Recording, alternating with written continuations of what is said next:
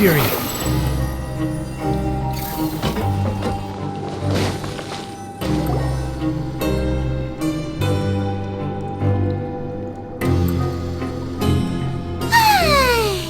Now for a little rest after breakfast. This is the life. Wait a sec. Isn't something important supposed to happen today? Oh, today's our big day! We're supposed to leave the Fortress of Mirapede! Come on, we've got to go complete the release procedures now!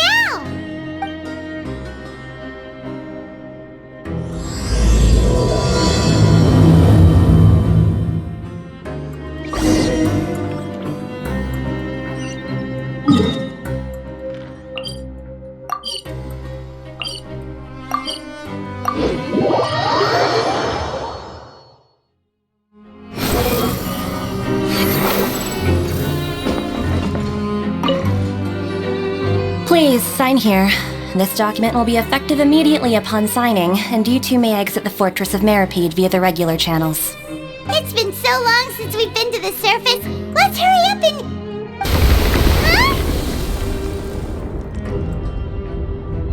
Huh? What's happening?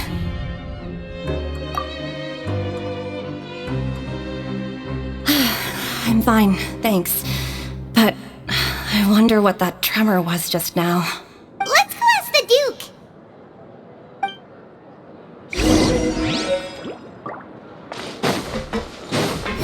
Search for it.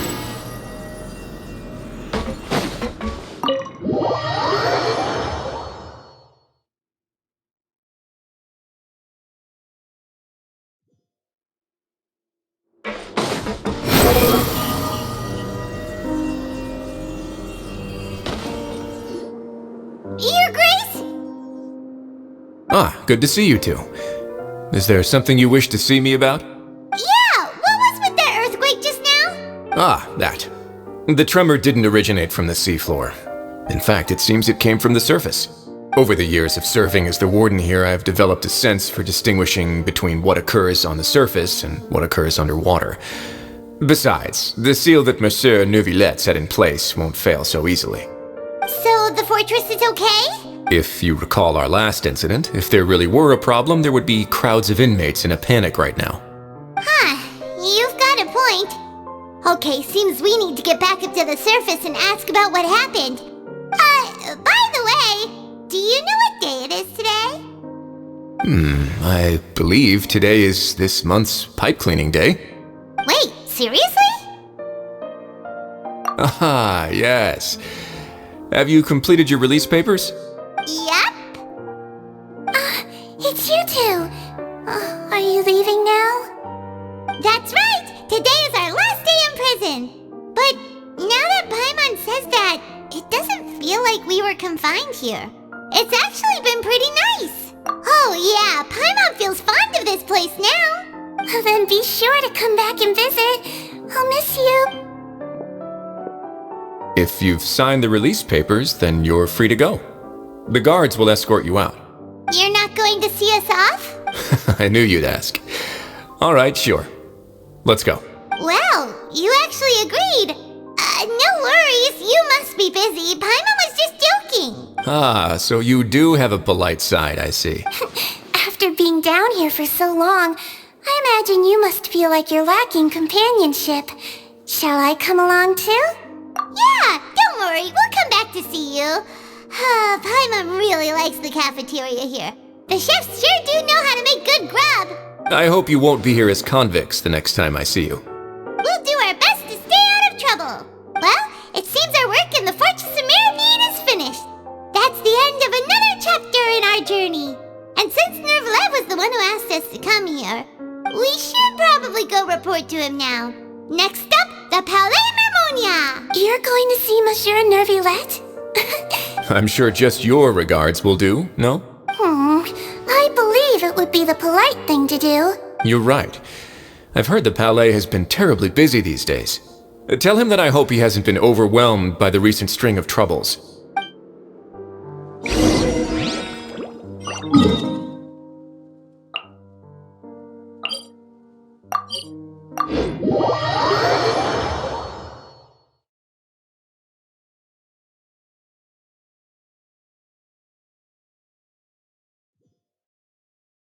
The wind rises.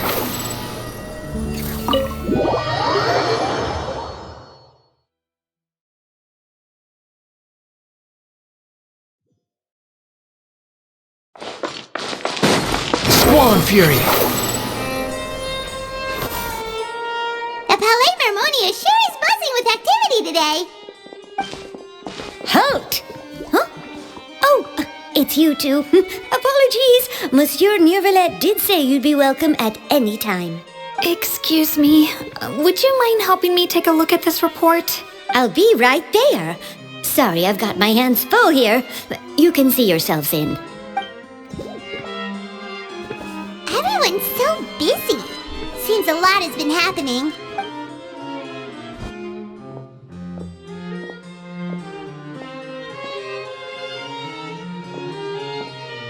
Neuvillette! Hello. You've come at the right time, but you'll have to wait for just a moment, as there are some urgent matters I must tend to first. In the meantime, please, have a seat. If you'd like to have something to drink, let the Melusine outside know. That's all right. We just ate. Very well, then. Let's take a break over there while we wait for him to finish his work.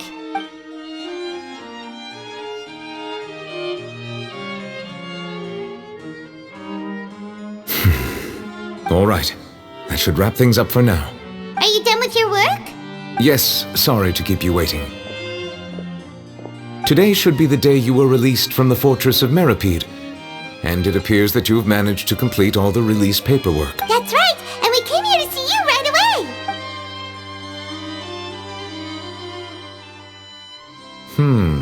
A massive whale. Do you have any idea what that might be? Judging from your description, that cannot have occurred in any ordinary waters, but rather something like the primordial sea. A whale of that size and shape cannot usually be found in the waters of Tevat. Therefore, we can only assume that Child is presently immersed in primordial seawater. Immersed in primordial seawater? But how? And is he okay? Most people wouldn't be capable of entering in the first place. I'm not completely sure how he could have gotten there myself. Yes? What is it? Ah, right! Paimon felt it too! We asked the Duke and he said it wasn't from underwater, so we figured you might know something about it. It turns out that I have just received a report about this particular matter. In fact, that's exactly what I was busy with a moment ago. The source of the tremor was here on the surface near Poisson. After the shaking stopped, the water levels in the Poisson area rose at an alarming rate. The water levels rose? Oh no! What about all the people there? Fortunately, the water levels only rose for a short period of time and have already returned to normal now. However, I still have a bad feeling about the whole phenomenon. If the change in water levels is connected with the leaking primordial seawater, then the situation in Poisson may be much worse than it appears. Navia should be in Poisson, right? We need to go check on her! I would also like to go there as soon as possible, but I'm afraid I can't leave just yet. We must immediately formulate disaster prevention plans for the surrounding coastal areas to avoid potential catastrophe. I'll have to ask you two to go to Poisson first. I'll meet you there to check on the situation once I've finished things here. There's no time to lose! Let's get going! Please be careful.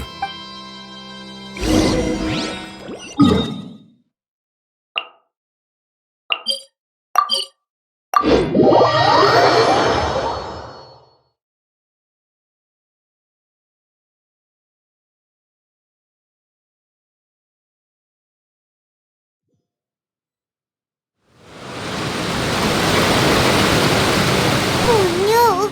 What happened here?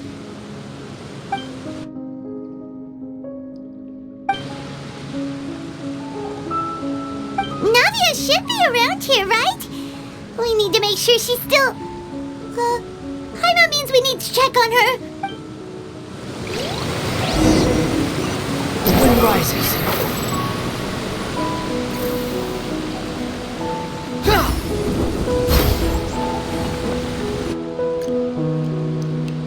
We haven't seen a single soul all the way here. Oh, this is getting scary. What will I ever do now? Look, there's someone on the roof over there. Just stay put! We're coming up! Watch your balance! All right, just hurry.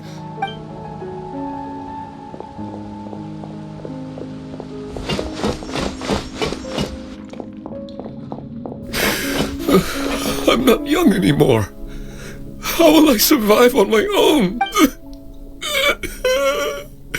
My Desiree! Oh, he looks pretty sad. My leg! How could this have happened? It hurts! Just hang in there. Help is on the way. You can hold my hand if it makes you feel better.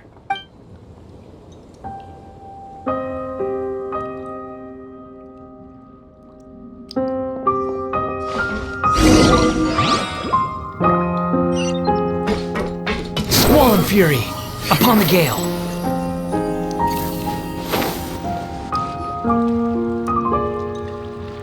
Oh, it's Navia. She's over there. Hey, Navia, are you okay?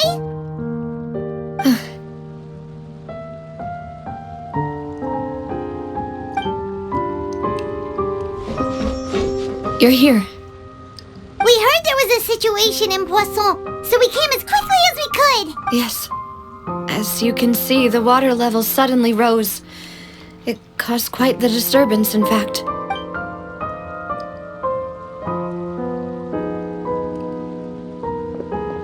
Demoiselle! There was a wounded resident next to a building southeast of here. We've already transported him to safety, but we've run out of medical supplies. He's wounded? How badly? He fell, so it's probably a broken leg. He's pretty shaken up. When the water level rose, he desperately climbed up to the roof. Once the water receded and he saw the ground, he became terrified and eventually... He jumped down then. Find the leader of Squad 1 and tell him to take the wounded resident to see a doctor. He should know where to go. Understood. I'll take over his search and rescue mission in the meantime. All right. You'll be in charge. I'm sorry. The situation in Poisson? Right.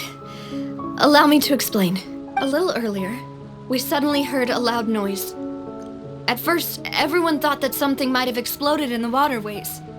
But before we knew it, water started pouring out from everywhere. The rushing water seemed a little odd, almost like the unique color of primordial seawater.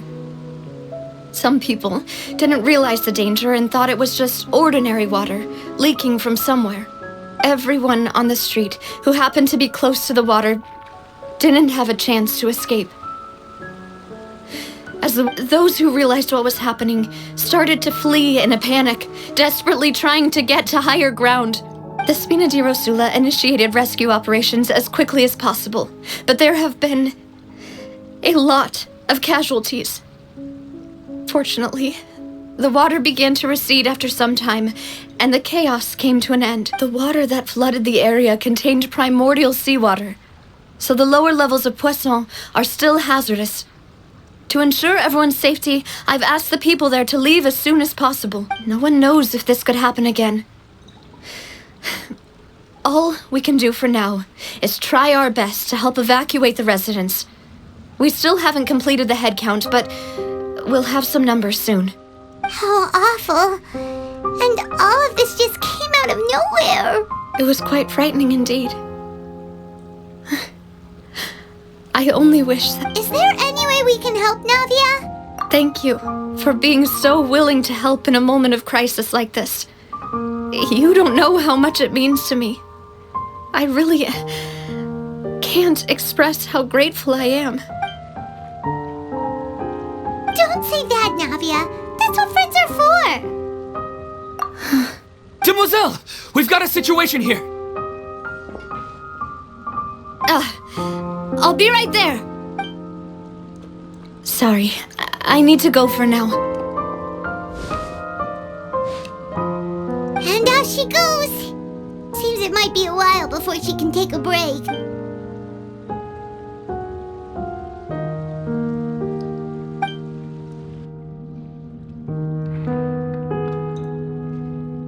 Okay, the wounded are being tended to, and we finished a preliminary head count. More support has just arrived, so I suppose I finally have a moment to focus on my own matters. Of course, we should remain ready for anything, and continue doing our best to rescue others. I'll be sure to have everyone at the Spina di Rosula ready to render as traveler. Paimon, would you two accompany me to my father's grave for a moment? Huh? Right now? Thank you.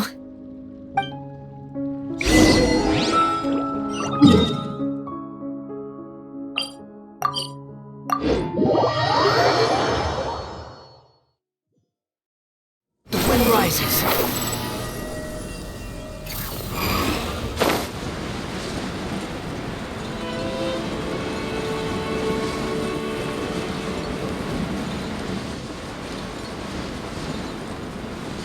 Yeah! Quit following me.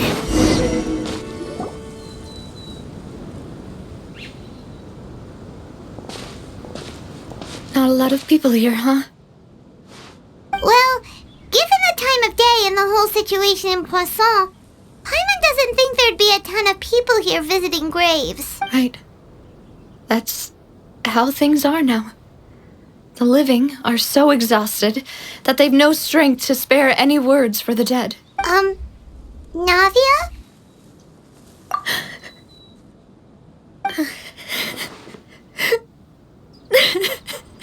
Navia, what's wrong? Sorry. I just... Malus and Silver. They won't ever come back here again. What should I do, Papa? Huh? What happened to them? Everyone agreed on the rescue plan, but still, I was the one who initiated it. They were helping evacuate the residents, but they couldn't leave in time. And they were caught in the seawater. What should we do? I've known them for so long. And I know they weren't afraid. But I could at least hold a funeral for my father. And I know where he rests. But as for Malus and Silver, they're just gone. I just can't.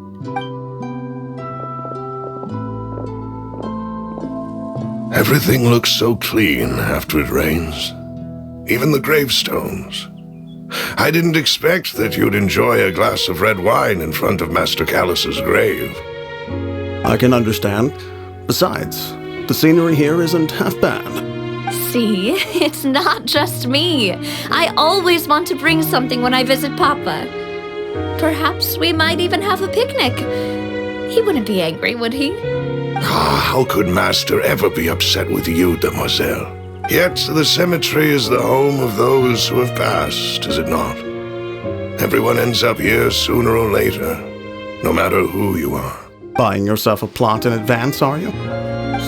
No need yet. But when I do, I hope you'll let me be buried beside Master Callus, Demoiselle. Hey, stop joking around. I'm quite serious. That way, it will save us both the trip to see each other whenever you visit your father's grave. That makes sense. In that case, could I be buried on his other side? After all, besides you, Demoiselle, the two of us could certainly be considered Master's closest companions, no? Personally, I believe we fill those shoes just fine. Why are you bringing this up all of a sudden? Seriously. All right. I'll remember your requests. But I'd really prefer not to talk about this stuff. And what do you mean by saving me a trip? I'd make the journey even if I had to visit you two somewhere else. I'd promised to let them rest in peace here. But here I am breaking that promise. I'm sorry for letting you see me in a mess like this. I don't usually cry, really. Paimon doesn't know how to help you feel better. But, well, she understands how you feel. I had always thought I could make my wishes come true. But now that I think about it, that never solely relied on me. Many things can only be accomplished with someone else's help. Malus and Silver have helped me so much. But by contrast, I could do nothing. I'm so sorry. You can spend as much time as you need here, Navia. Thank you. Right now, you don't know how much that means. By the way, you can have a look at this. Obena, Khan, Burnett.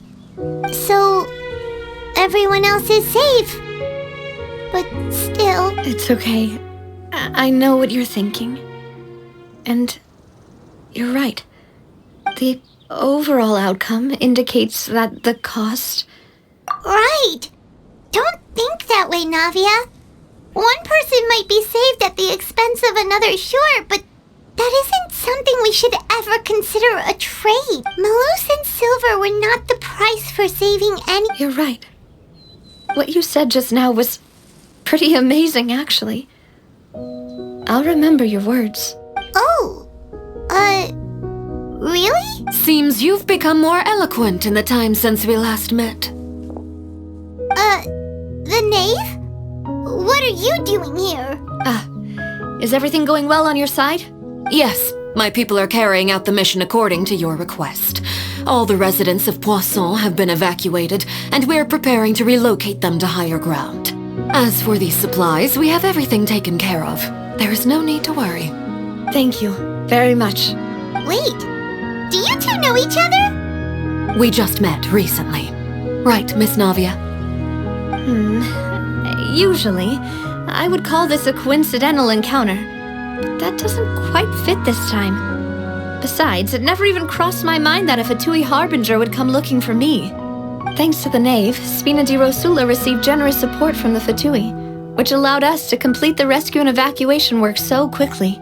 Mutual aid is essential to fostering positive developments. We were already in the area, in any case, so it was nothing. That said, I must say that you're a lot sharper than you let on. I'm sure you understand what I mean. I apologize for all the ways in which I tested you previously.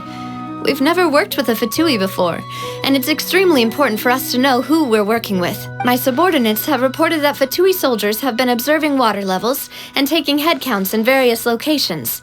I hear that they've also prepared a large amount of emergency supplies. I'm quite surprised. This is nothing to brag about, nor do I intend to. It is simply the way of powerful organizations to act forcefully, whether they are doing good or ill. You've witnessed that firsthand, in any case. As I've told this traveler before, I know of the prophecy, and I intend to prevent the impending disaster. Lending your organization a hand was a natural first step in accomplishing that.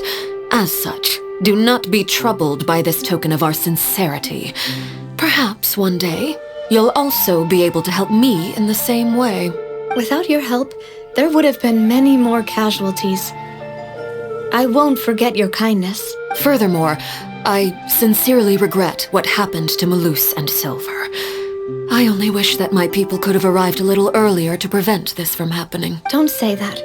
You and your subordinates did everything you could. As Paimon said, Malus and Silver didn't choose to sacrifice themselves for any specific person. And they weren't the price paid for others' salvation. They chose to become heroes themselves. I've never liked hearing people put it that way. It's like trying to relieve pain by saying some noble-sounding words. But right now, there's nothing more suitable. You're right. I'm sorry for your loss. Water is life to Fontaine's people, and it also spells disaster. It's no wonder that people always say that prophecies represent fate.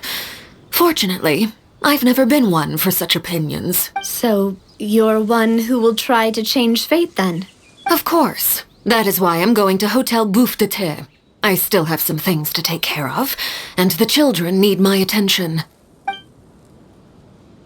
By the way, traveler, Paimon, one more thing. Alright, right, then we'll just... Huh? This isn't right. Paimon thought you would ask us to walk with you for a moment so you could tell us something in private. That is a clever and useful conversation technique, which I do like to use when necessary. But there's no need today. It would not hurt to have Miss Navia listening in. Traveler, I'm sure you remember that I said we could work together when we had the chance. You and I both know that there may be issues with the Primordial Sea. Previously, it was the Fortress of Meripede's sluice gate, and this time it was the water levels in Poisson. These are... Indeed. Allow me to share the latest intel I've received from the House of the Hearth's intelligence network with you. During some recent investigations, a child claimed to have discovered some ruins near Poisson. The ruins date back to ancient times, and seem to be worth investigating in many ways. Judging by the dating of the ruins, they may be related to the prophecy and the coming crisis. The situation is becoming more urgent, so any pertinent information will prove extremely precious. My people initially came to prepare for ruin exploration. Unexpectedly, this disaster struck. And at present, we're all busy prioritizing the rescue effort. So that's why the Fatui were already in Poisson. I wanted to take the children along, but unfortunately, Linny, Lynette, and Fremine have all been dispatched to higher ground to assist affected residents. Linny told me that outside of the house, the person they trust most is you, which is why I want to give you this task. The House of the Hearth's members see each other as family, but Linny, Lynette, and Fremine said that they also see you as such. Even though you are not from the house. I'm sure you already understand how earnest they consider their friendship with you to be. Oh! That somehow makes Paimon feel kind... The intel I just shared about the ruins could fetch a high price. But since the children consider... Got it! So all we gotta do is go to some ruins, right? Excuse me, but may I tag along? You wish to join, Miss Navia? But are you sure you're up to exploring some ruins? You need to rest. Well, I'm sad, yes. But I can't just go back and plop myself into a chair by the roadside and do nothing. There's no point in being depressed while we still have a disaster on our hands.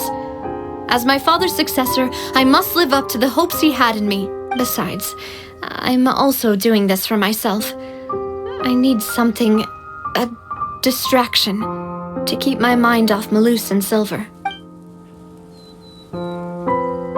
Since you put it that way, I have no objections. What do you say, Travel? All right? The ruins are to the south of Poisson. Here's the map. Okay, the three of us will handle it. Come on, let's pack up and get going.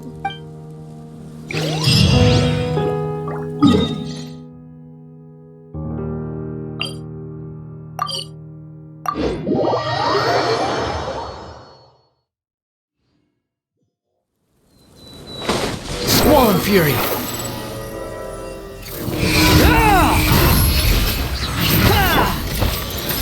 Stabilize! The wind rises.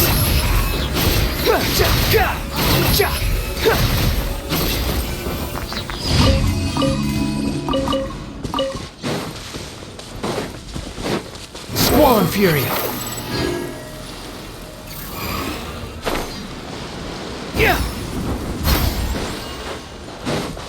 Behold!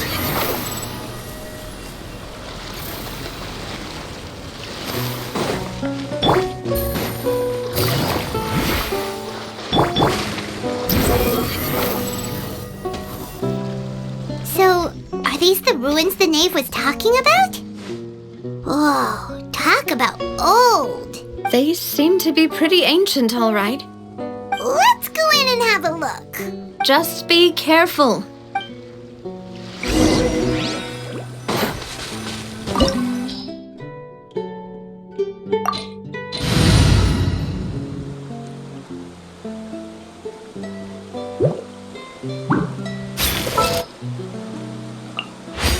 Need the help of an elder, huh?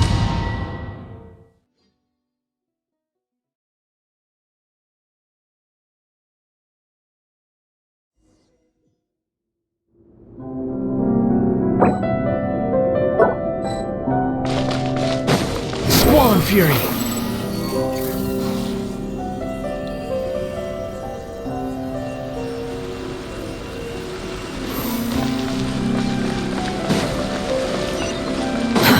Too slow. The wind rises. Bow your head! Solidify! Quietly now. Squall Fury! Ha!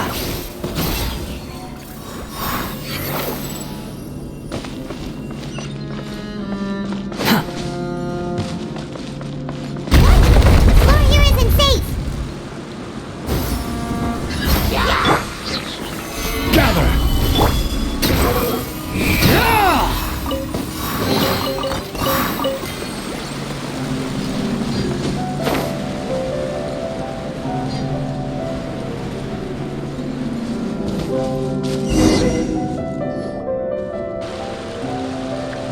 This place has also been contaminated by primordial seawater. Yeah. And a lot of it, too. A Fontainian would most likely dissolve the moment they... Right! You can't go down if there's primordial seawater. It's too dangerous, and it won't be any help for you to just stay here. Don't get Paimon wrong. We're not saying you're useless. It's just that... No, you're right.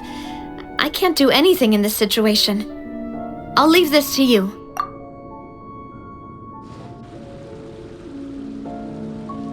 That complicates things. Maybe the only way left is forward. In that case, do you want to wait for us here?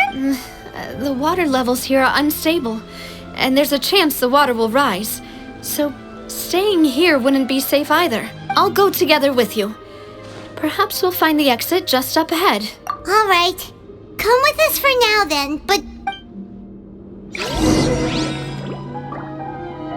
The wind rises. Oh no, it's a dead end! Let's try climbing over from the side.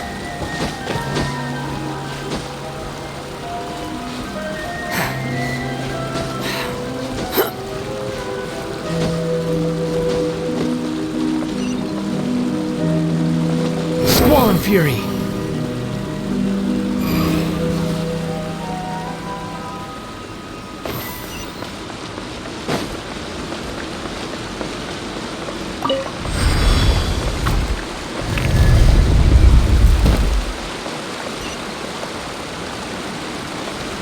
The wind rises.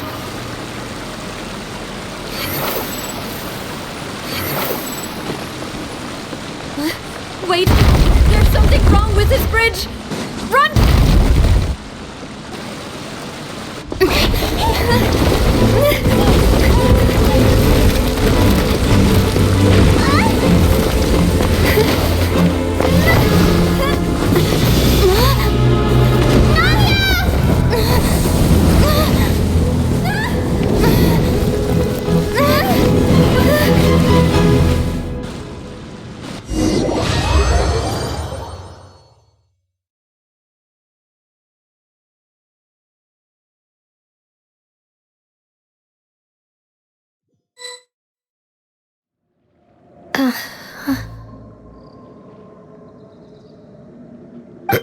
Demoiselle?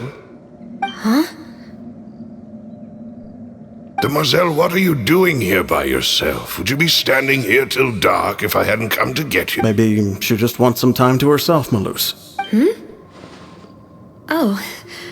Was I sleeping? Yes, it would appear so. I must be tired. That's quite possible. However, you were the one that suggested we go out for a walk. Oh, right. I nearly forgot. It must have slipped my mind when I dozed off. I haven't had a nap today yet. This is a familiar feeling, yet something's a little strange. Is something the matter, Demoiselle? Oh, no. No, I'm fine. I was just trying to recall why we came out for a walk. Do you remember Mr. Giverny? He'd requested our help before with foreign merchants who had a debt dispute with him, and we'd resolved the matter not long ago. We were headed to see how things were going with him at the moment. Ah, right. Yes, I remember now. Oh, Miss Navia. Ah, Mr. Malus. And Mr. Silver, too. It's good to see all of you. How have you been? I've been great. Thanks to your help, those bothersome merchants finally realized that I wasn't the one they were looking for. Why, I wasn't even the guarantor for that bird. They were knocking at my door day and night. Even my neighbor, Obina, was getting fed up with them. Sometimes force is required to calm someone down and get them to listen to what you have. That's right. Oh, by the way, Burnett, what was it that you wanted to give to Miss Navia again? Oh, yes. One moment, I have it right here. Miss Navia, these are some flower seeds that I prepared. Please take them. They're a very good variety, and they'll become very big and beautiful once they bloom. I don't know what we would have done without your help, so this is a little token of our appreciation. I hope you won't refuse. Did you cultivate them yourself? Thank you so much. I'll certainly take them. Malus, we do still have some empty flower pots at home. Why, we can have as many pots as you'd like, demoiselle. Perfect. In that case, we'll swap out some of the decorative plants for some of Mrs. Burnett's flowers. Very well. Wait. Something seems to be off here. Excuse me, madam.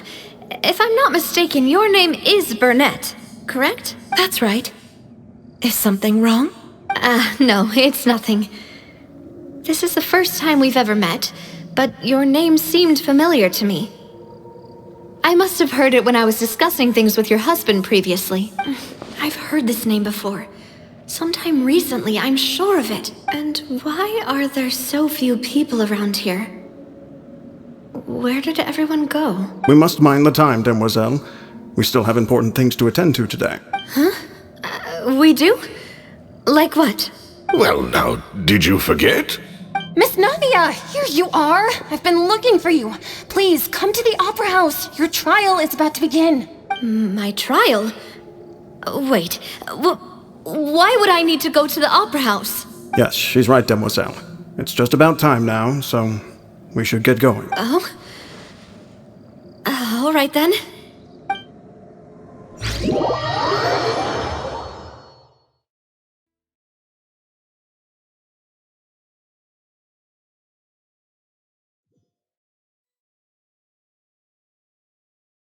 Look, it's Navia!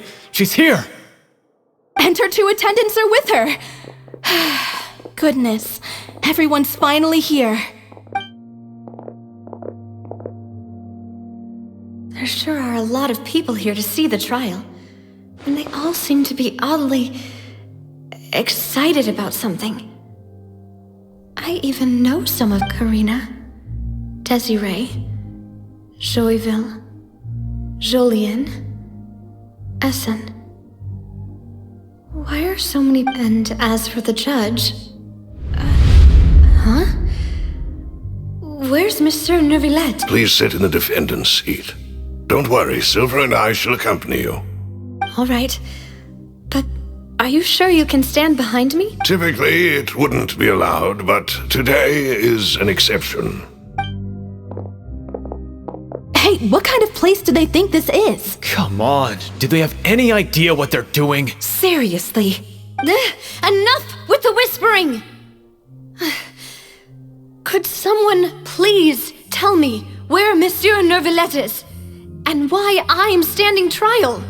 My dear Miss Navia, have you not yet realized what you've done? In that case, allow me to explain. As all here know, you are Master Callus's successor, the head of the Spina di Rosula, someone held in high regard by every soul in Poisson. After you took over the Spina, you treated all of us just like the late Master Callus had. If any, not only you, but your butler, your subordinates, nearly everyone in the Spina di Rosula fought for the well-being of those in... Wait a moment. Aren't you just proving that I'm a good person? Yes, correct. Absolutely right. And that is why you stand accused. We are one big family, all of us who are from Poisson, inextricably linked. And with you being so important, We couldn't possibly do without you. Therefore, this fair and honorable court shall declare you guilty, and you shall stay here. You will be together with us forever. Huh? Everything you have said is correct. I have indeed done a lot for my hometown, and I would be willing to be with you all, but what is the purpose of having me stand here like this? What is there to discuss? Ah, well, if that's what you think, then I have no further comment. How wonderful, Miss Navia! I know all these people. Why are they laughing? I seem to remember now. Yes, I get it. This trial is... Wait just a moment. This isn't right! Malus? What was that, Mr. Malus? Our conclusion is very clear and unanimous. Let the court judge her now. She's guilty! Stay here, Navia! You're one of us! Demoiselle, don't admit guilt. This trial means to keep you here forever. I wish to exercise my right to defend Our Lady. Mr. Joinville, you only know of Navia's goodness, but nothing of her utterly independent mind. She was born a free and independent spirit. She has never been tied down by anything. Indeed, even the death of Master Callus couldn't stop her. Her actions cannot serve as proof that she identifies herself as part of any group.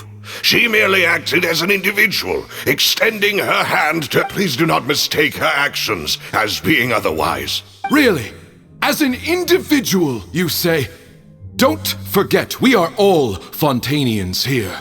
This is the nation of justice, the nation of Hydra. Even if Miss Navia only voluntarily rendered her assistance, that doesn't change the fact that her beautiful soul must return to everyone. Water accepts all, blends with all. Everything is measured here in the nation of Hydro. And in the end, everyone shall meld together. Thus, now I speak for everyone. Our opinion is consistent. Navia should stay. And you would call this justice? Preposterous. You are merely jealous that Have you forgotten how much you all once longed to become... Do you mean to defy our justice? If your justice is flawed, then why should we acknowledge it? As you said, we can also have our own justice. Silver and I shall defend Demoiselle, and that is how we will... My head... Demoiselle! Silver, it hurts. My head... I remember now. Everything that seemed odd for Karina, Desiree, Joyville, Jolien, Essen, and Mr. Giverny and Mrs. Burnett, who we met earlier. Even Malus and Silver. I don't want to admit it, but they're all dead. Don't be afraid, and don't admit guilt. We will protect you to the very end. Absurd! Who are you to say that she cannot be judged? We are the majority, and in the nation of trials, the majority is absolute justice. We are the will of all. Don't let them escape! We shall keep Navia here! Mr. Malus and Mr. Silver, must you be so stubborn? How could the two of you possibly hope to stand against the collective? Do not resist. This judgment is fair and just. Navia belongs to us. After all that happened, she should not be left alone in Poisson. What are you saying? No more excuses. She says we're jealous. Jealous? How could she possibly be an independent individual? What's with these people? Who's jealous of her? She belongs to us! Miss Navia, she... Silence! That's... Monsieur Neuvillette! Such commotion is prohibited in the court. The accusations you just presented are nonsense and cannot constitute a proper trial. The court will adjourn for the rest of the day. In this, I shall hear no objections from any unauthorized party. Our thanks, Monsieur Neuvillette. Please leave with me, Miss Navia, while there is still time. But... Go on now, Demoiselle. This is your only chance to leave this place. What, can't bear to leave us behind or something? Malus. My apologies. I couldn't resist making one little joke once I realized that this shall be our last goodbye. Malus. Silver. Quickly! You must come now! Goodbye. Farewell.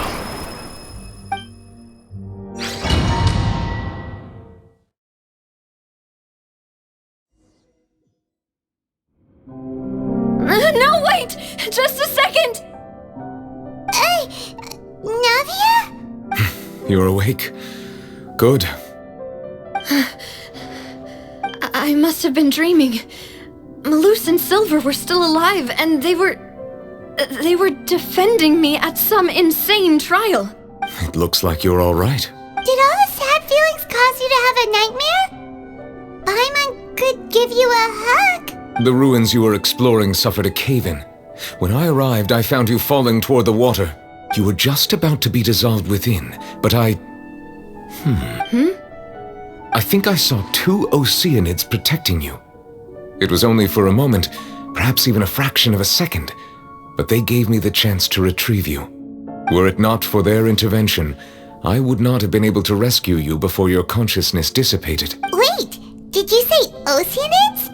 You mean like what happened with Vache? Perhaps those 2 Oceanids were the people you saw in your dream. I always told them that they didn't have to protect me. Please come with me.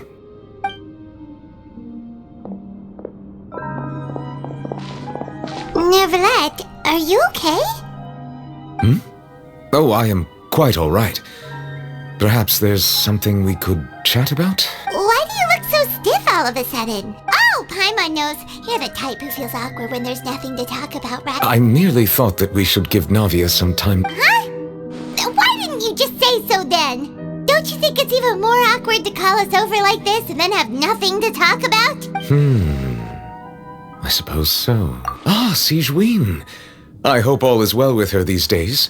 Her work in the Fortress of Meropide has not been too much for her, has it? No way, don't worry. She's doing fine down there. She's an amazing head nurse. I see. Well, that is good. I have always worried that Sigewinne would need a lot of time to understand the world of humanity. Oh, and the Duke also says hi. Even though Sigewinne... Thank you. I have indeed been busy lately, and I also hope that everything is going well in the Fortress of Meropide. He still doesn't know what to talk about. Let's chat about something else then. So, Neverlet, you're probably quite the swimmer, huh? Yes, of course. This isn't going anywhere. Let's try something else.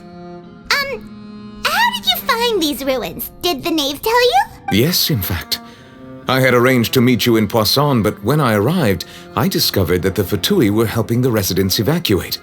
They had even transported a large quantity of supplies to the area. Amid my astonishment, I ran into the knave, and we had a chat. She informed me that she had asked you to investigate the ancient ruins here. Yeah, we originally planned to meet up with you, but we thought you might still be busy with all those official documents.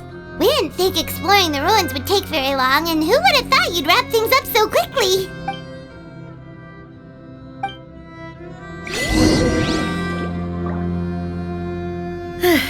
I'm sorry to have kept you all waiting like that. I'm feeling much better now. I guess we should get going again. Will you come with us, Monsieur Neuvillette?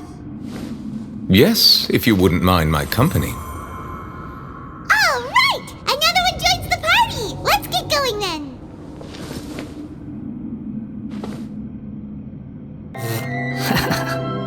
Quit following me.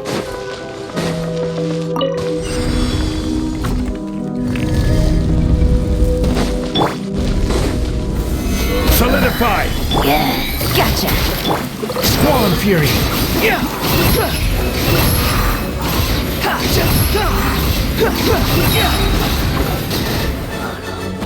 Nada Kundala. Search for it.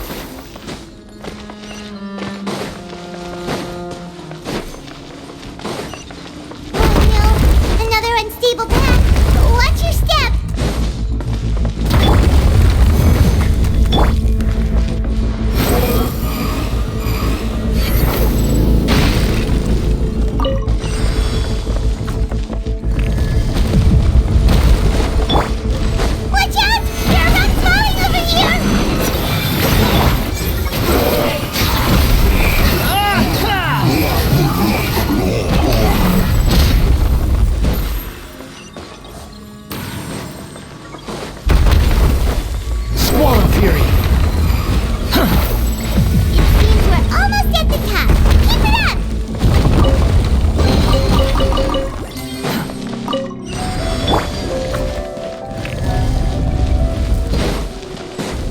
Stabilize! Have fun with this gift!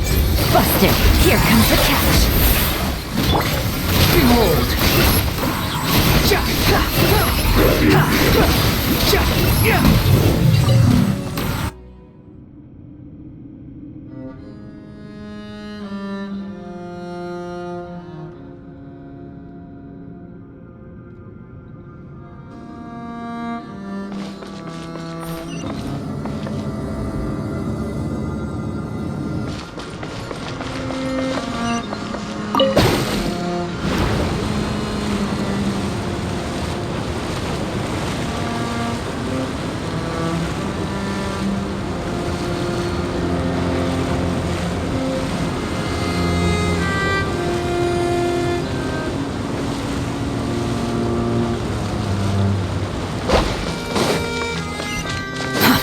Too slow. Quick, follow.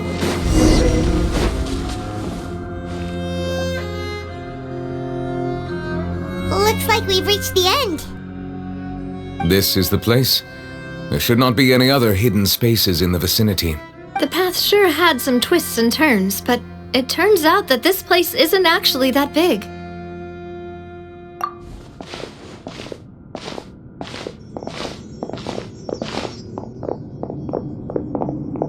Stone slates. It seems like they were put here as an offering. Could we take them down and have a look? Perhaps we should just leave them be for now. There are 4 locations in total, but only 3 stone slates. The slate that should be in the first empty spot is missing. The surrounding walls also show signs of damage. There's something written below. Let Paimon see. Reason dictates that this nation be destroyed. I shall record the history of its future here in its past. Say what? It feels like someone left these slates and these words here for a purpose. But does he mean that Fontaine should be destroyed? That would fit the circumstances dictated by the prophecy, yes. Indeed, the slate's contents correspond to it. Take the second slate, for example. There's a person kneeling here. She seems so dedicated. And there's a whole bunch of other people behind her doing the same. She's facing this... what is this? Some kind of island in the sky? And is that Lady Farina in the third image? Did the Hydro Archon fall into the water? And is that a ring of people around her? Paimon doesn't quite get it. Are they all in the water? The fourth image. I know this one. This exactly matches the content of the prophecy. The people will all be dissolved into the waters, and only the Hydro Archon will remain, weeping on her throne.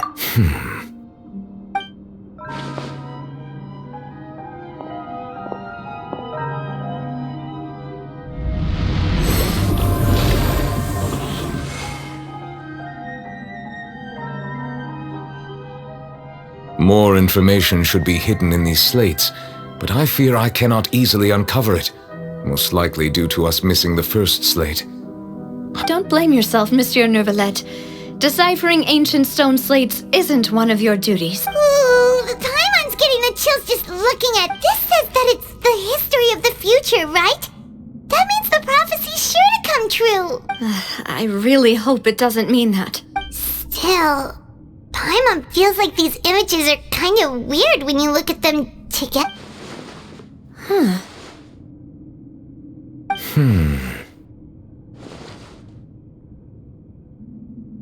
That's right! If the images are in chronological order, shouldn't the fourth, the waters drowning Fontaine, come before the third, where the Hydro Archon herself falls into the water? And yet the order is reversed here. If we go by timing, Lady Farina only emerges in the third image. That means that the person in the second image might be the previous Hydro Archon. Egeria, then. I had never met her, but her appearance here does match the records. The previous Archon kneeling before the floating island in the skies, as if confessing a sin. Did she herself commit that sin? And Also, I'm still wondering why these ancient stone slates are here at all. Judging from their contents, could this place be the origin of the prophecy? Does that mean that someone, or some people, once saw these slates? But who would have created these slates and left these words here?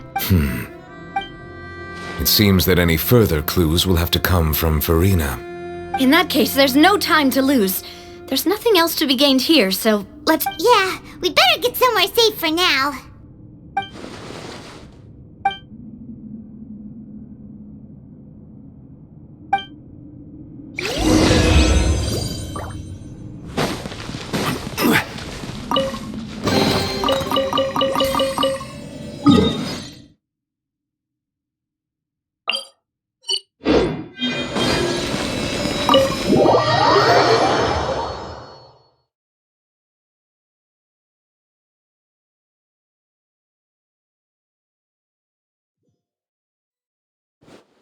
Let's split up here.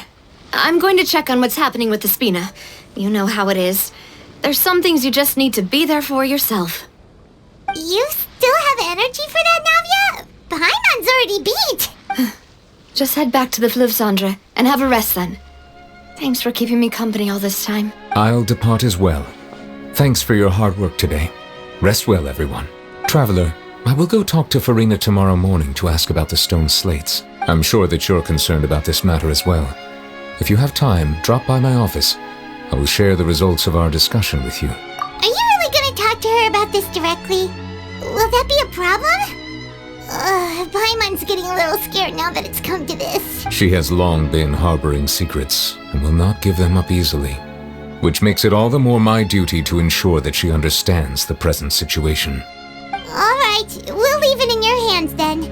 You're probably the best person to talk to her anyway. I will be carefully considering my words tonight. Traveler, Paimon, our safe house at the Fleuve Cendre is always open to you as ever, so please don't think you're an imposition. All right, I'll be on my way then.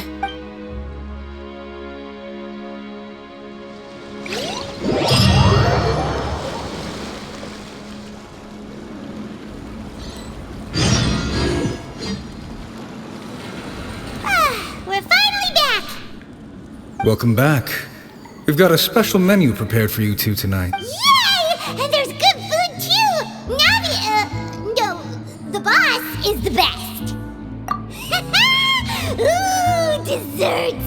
Nice, these are all Paimon's already starting to forget what happened today. Oh, that voice. Is that who I think it is? Huh? It's you two. What are you doing in Fontaine?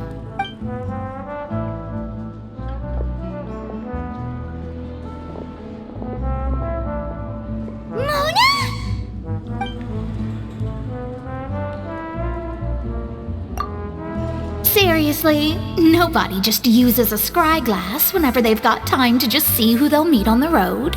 Still, we didn't expect to see you here. Wait, you're not a Fontainian, are you, Mona? Well, I have some business to attend to here, so I booked a hotel in the city. I was just out for a stroll when I bumped into you. Quite unexpectedly, if I might add. Why did you think I was from Fontaine, though? Is that because Magistus doesn't sound much like a Mondstatter surname? Yeah, let's go with that. Well, I used to have my own surname, which was, well, some other thing. Either way, the old hag told me when she took me as her disciple that the first step to being a great astrologist's pupil was to change that name. There was nothing for it, really.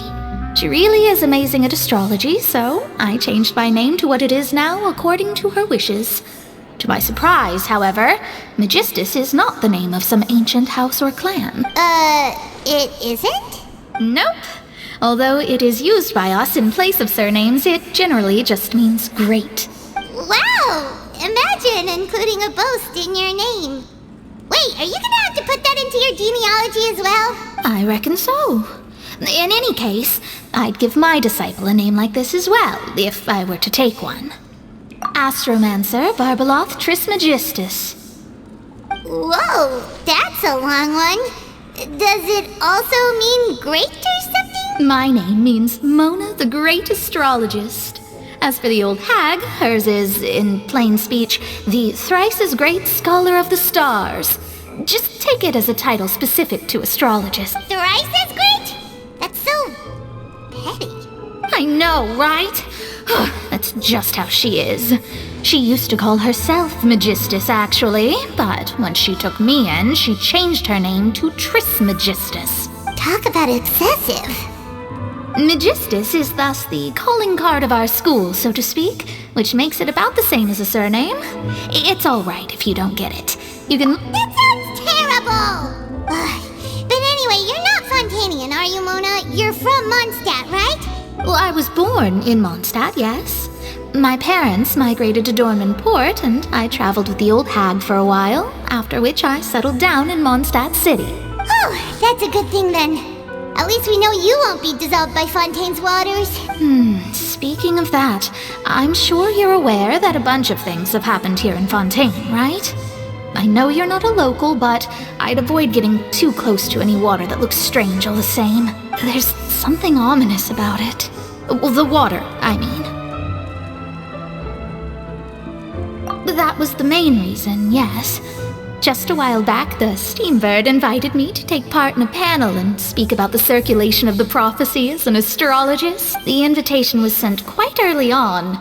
I don't think anyone expected Fontaine to be in this much trouble. What do you make of that prophecy, Mona? Just tell us what you think as an astrologist. Your word would go a long way to make things more certain and less scary.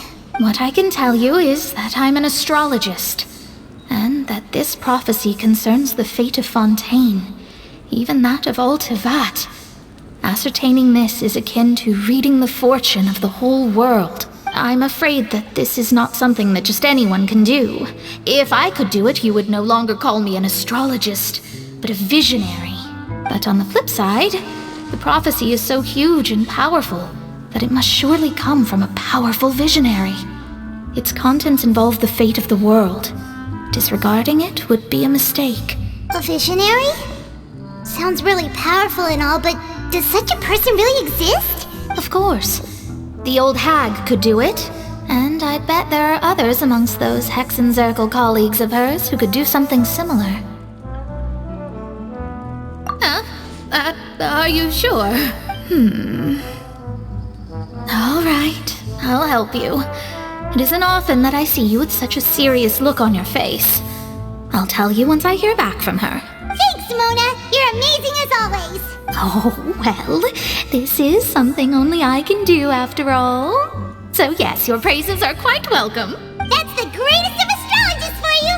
Of all the people we know, you know the star's the best! Indeed, indeed! That's the spirit. Oh, sorry. I came to see what all the commotion was about. If there's anything you need, do not hesitate to inform the Spina di Rosula. Oh, whoops. Guess we were getting a little too carried away there. Well, I'll go tend to my own business now. If I receive any news, I'll be sure to come find you two again. And there she goes, quick as rushing water. And here we are with the Spina guy giving us suspicious looks. If Paimon hadn't spoken for you, it'd be you getting all the weird looks. The things Paimon does for you. That's more like it.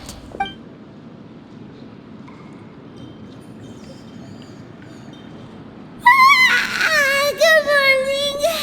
To be honest, Paimon's still feeling kind of sleepy. But it's time to get up, traveler. We agreed to go see Novelette, so let's pack it up and get going.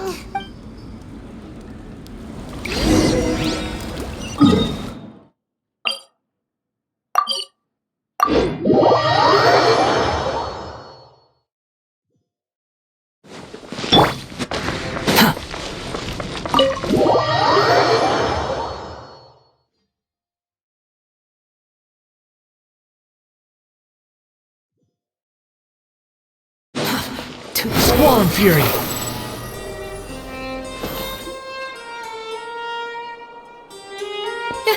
You're here! Finally! Is something wrong? Monsieur Neuvillette and Lady Farina, they seem to have gotten into a dispute! Please go see for yourself!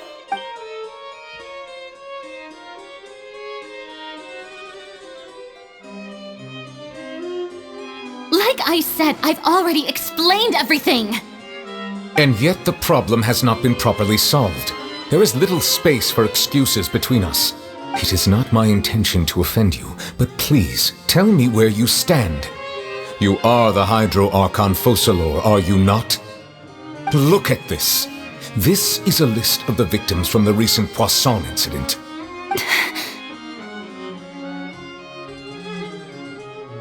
You mean... they're all...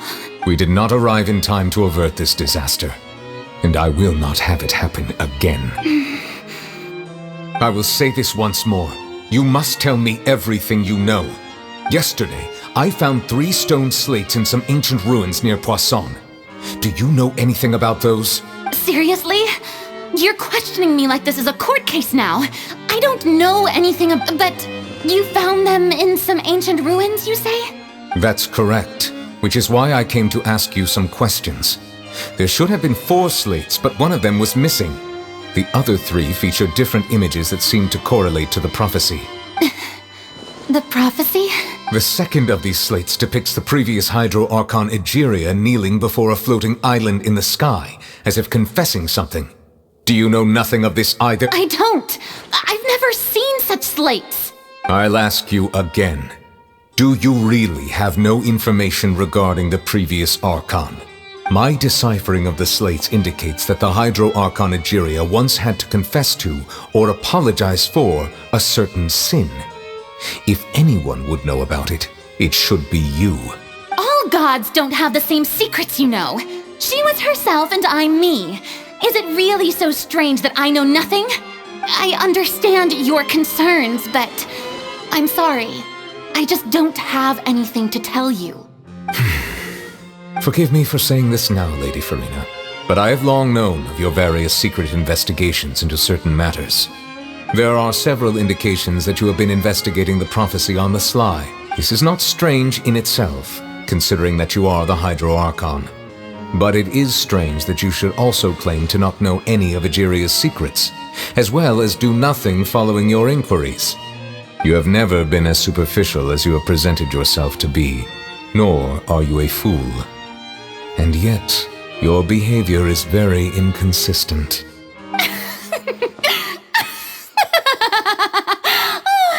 So you've been watching me all this time, have you? I didn't think you were that type. You... Well, since you know about my secret investigations, then you should know I'm actually working to take care of it. There's no point questioning or suspecting me. You're the Eudix, but you're still my subordinate. You should be following my lead. Just trust in me, you're Archon, and do as I say. Never mind whether you can truly convince yourself to or not. It'll all turn out fine. That's all I have to say. We do not discuss this matter again. Oh, the opera's about to start. Toodles!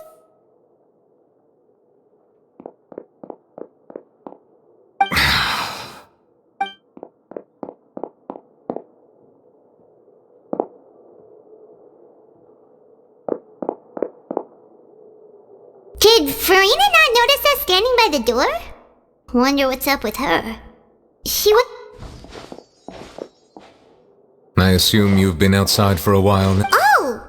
You noticed! Seems Farina didn't even realize we were here. She was in a great panic, though I cannot discern the reason. Our discussion reached impasses time and again. Still, I do not understand. Dialogue is the basis for understanding, so why did she keep refusing to... Everyone in her inner circle has noticed that she is hiding some secret. The issue is her attitude. I fear that she will not reveal anything unless absolutely forced to. We may have to create a situation in which she will have no choice but to speak. Oh? Like what? Normally, people will only reveal the truth when standing trial. Perhaps we must have the Hydro Archon experience just such a scenario. But Farina's seen so many trials, and she's really good at dodging questions. How do we make sure that she won't just slip away at the first chance she gets? We will need to consider this thoroughly, join forces with various parties, and then do what we can. If at all possible, I would prefer to recuse myself from this affair, but we must prevent the prophecy from coming. This may be cruel to her, but all Fontaine is in crisis. The information a god possesses is too precious, and so we must take a chance on this. But who will lend us...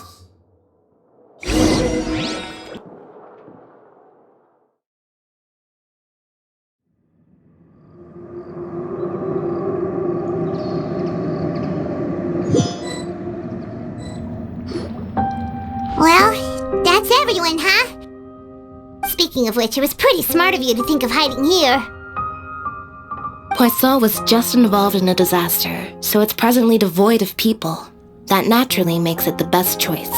And here you are drinking tea like it's the most natural thing in the world, huh? That's what families should do. Sit and enjoy a leisurely time together. It's nice to enjoy tea here, you know? Care for a cup? Lend me your ears, everyone. Or perhaps one of you might like to start us off.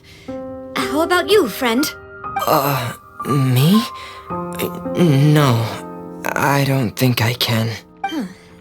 Then, how about you, good sir? I fear that I will cause the mood on this boat to become as somber as it is in court.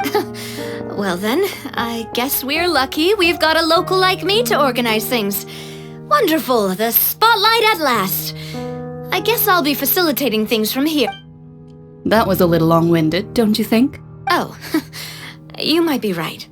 Anyway, to cut to the chase, our friend here, the Traveler, as for what that is, well, let's start by saying that we'll be pooling our efforts together to create a series of traps. Oh?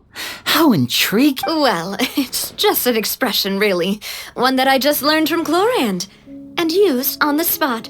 So, let's invite her to explain in detail. Huh? Didn't you say that you would be facilitating this? Oh, come now. Your work doesn't involve much public speaking, right? This is a good chance to practice. You might even pick up some fancy oratory tricks to impress your boss with in the future. I see. And what does my boss say? He is glad that you consider him your boss. Do go on.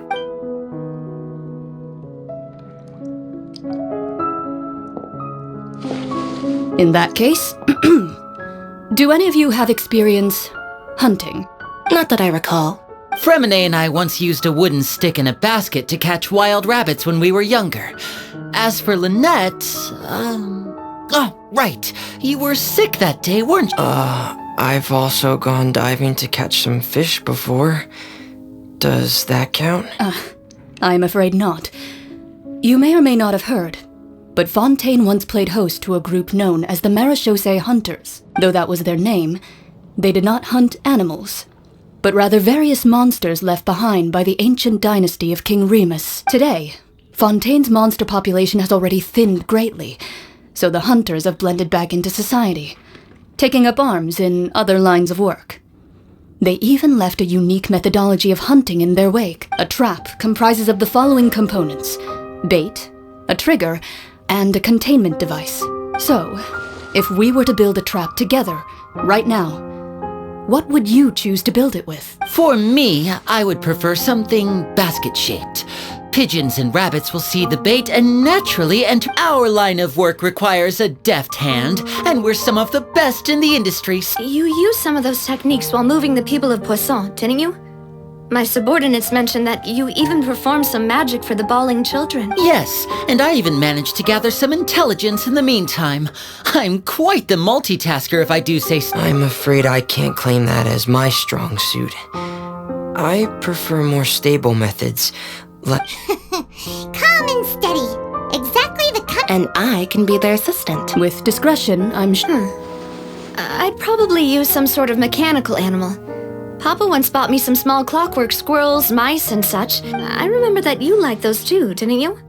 I did. And that would be a good way to go about it. If they're realistic enough, animals of the same kind will follow them. What about you, Monsieur Neville? I fear I do not have any related experience. That makes sense. You usually solve problems directly, without the use of any such trick. But I do have one more question. If we were to create a trap now, how... I would like for it to be effective, but bring no harm to the prey.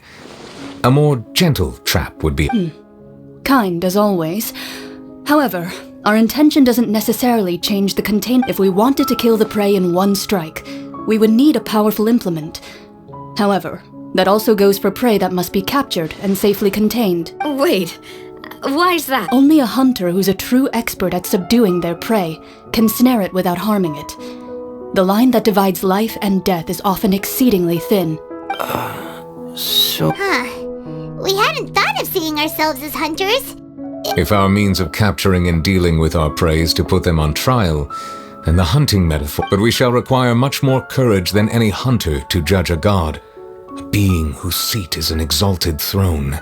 Oh, so that's what's going on. Sounds very interesting.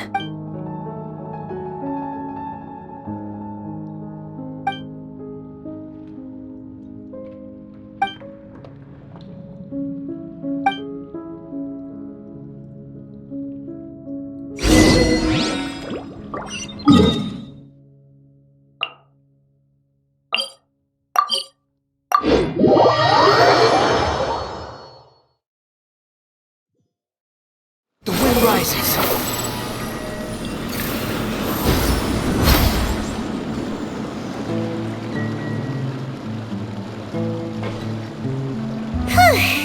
It's been a tough few days, hasn't it? Paimon thought they'd be at least a little frightened. Well, Fremine was, now that Paimon thinks about it, but it's hard to say. Paimon doesn't have any experience. After all, you're the most reliable person in the world, aren't you? Did you just pour some tea? Paimon didn't know... Then what's that? Paimon's never seen that cup before! Don't be frightened. I'm just joining you two for tea. I merely refrained from saying anything till now. Who's that voice? But there's no one here! Aw, have you forgotten me already? Wait, you are familiar. You're the voice we heard from the sky in Sumeru. The voice from the sky, I fear that description is wrong. Though, not completely wrong. You're feeling lost now, just as you were feeling previously. I sensed that confusion and thus came to you. Guiding people is an irresistible hobby of mine. Consider me a passerby, just accepting a commission from my friend's disciple on a whim.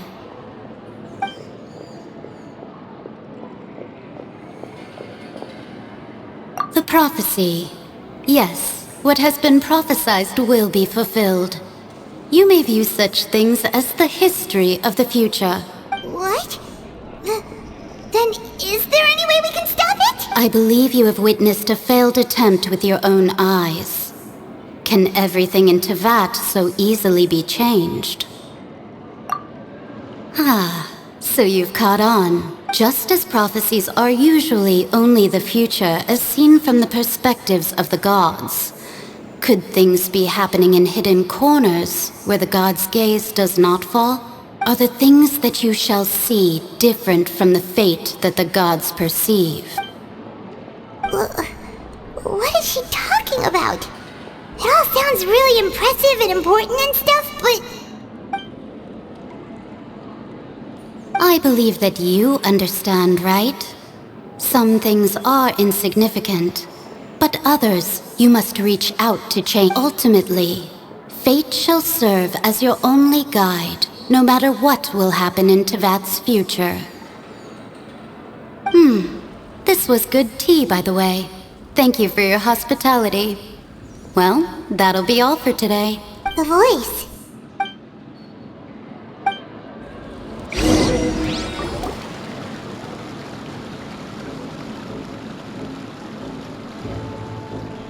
Alright, come. Hey, it's you who's getting lazy, okay? Well, I see I've walked in on some lively banter. Luna! Fine, just fine. I went to take part in that Not all Fontainians are pessimistic about this. One journalist mentioned that sitting around and waiting for the end to come would be wrong, and that they should make their own rescue preparations. Did she have... Why, yes! It was Charlotte. You remember her, right? That daredevil journal. I'm in full support of her view. Prophecies are very important, but how can people... That's right! Paimon's glad to hear something. Ah, yes. About what we had discussed before. I did try, but I'm afraid I couldn't reach the old hag. Huh? Goodness gracious. Are you serious? She said that even the god's gaze has blind spots. Pretty bold if you ask Paimon. Most people would believe the gods to be all-knowing, right? The Hexen Circle members are certainly anything but ordinary. As for the mage named N, the old hag has mentioned her a few times. She said that N's sense of direction is incredible, and that she loves guiding those who are lost. But I've never met her, and if she were still alive, she'd be... Well, suffice it to say that the hag's at least a few hundred now, and N's been around for longer than that. Whoa. The Hexen Circle sounds like a scary group. But they must really stay in shape to live so long. Their abilities alone are pretty terrifying. If she came to see you personally, then the problem you're facing... Well, it's not like Paimon could understand anything she said. Yes, she was quite cryptic, but I suspect she means that there is still a way to turn things around. She didn't say when or what that would be, though. Perhaps it is something that you cannot know right now. Traveler, Paimon? Oh, we're fine. We're just a little down right... I see. I guess you could consider me someone who has often witnessed fate. So far as but even so, I still hope for. And perhaps that's what N was trying to tell you. Not to lose heart. I did originally think of steering clear. Huh. You do have a point. There I go, talking about astrological principles again. Sorry, but it was worth trying to... I suppose that might be why... Paimon feels kind of moved by what Mona said. Hey, Traveler. Paimon suddenly feels like going... Let's walk around the city, shall we? There's a few spots we always...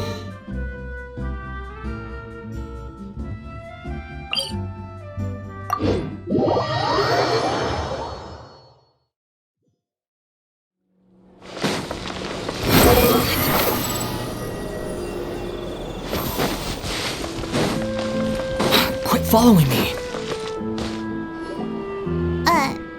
Huh? Our names are written in this new... Let Paimon see! The underwater stronghold, the Fortress of Meripede, has my recent attempts to enter the fortress bore little fruit. Thus, did an Outlander friend become the focus of this report. A blonde adventurer with their white fairy, legends trailing. So while the fortress's interior remains a mystery behind closed doors, do not fear, for the Tales of the Traveler contains surprise journalist Charlotte's biggest scoop yet, the Traveler's Trail. Huh. Charlotte took so many awesome photos of us and we never even noticed her. She hasn't been able to get a hold of anything at the fortress, so since we're easier to find, she's using us as the subject matter and... seriously? Well, fine. Those headlines and photos do look cool, so Paimon will forgive her this time.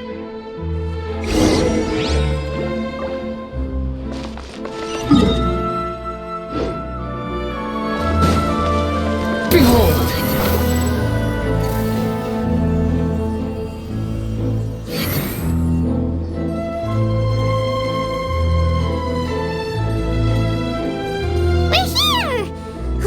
Paimon's hungry.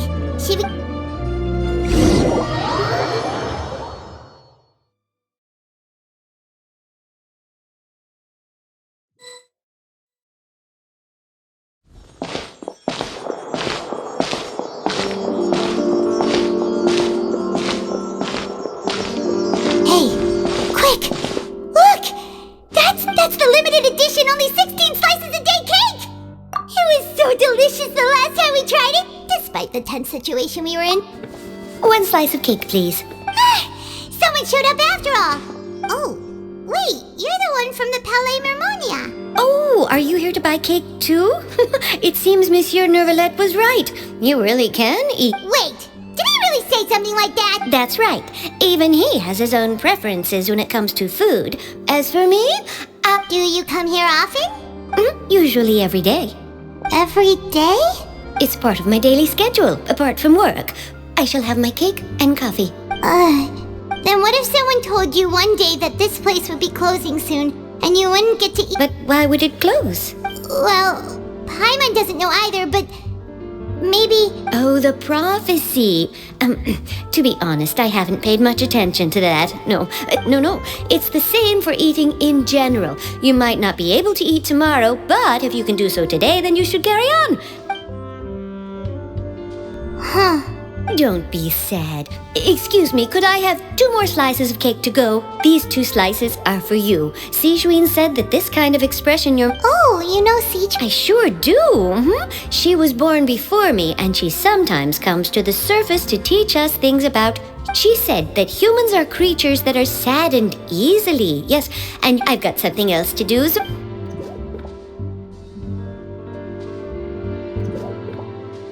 And there she goes! Alright, let's dig in. Paimon... It's more delicious than... Sure would be nice if we could always eat delicious...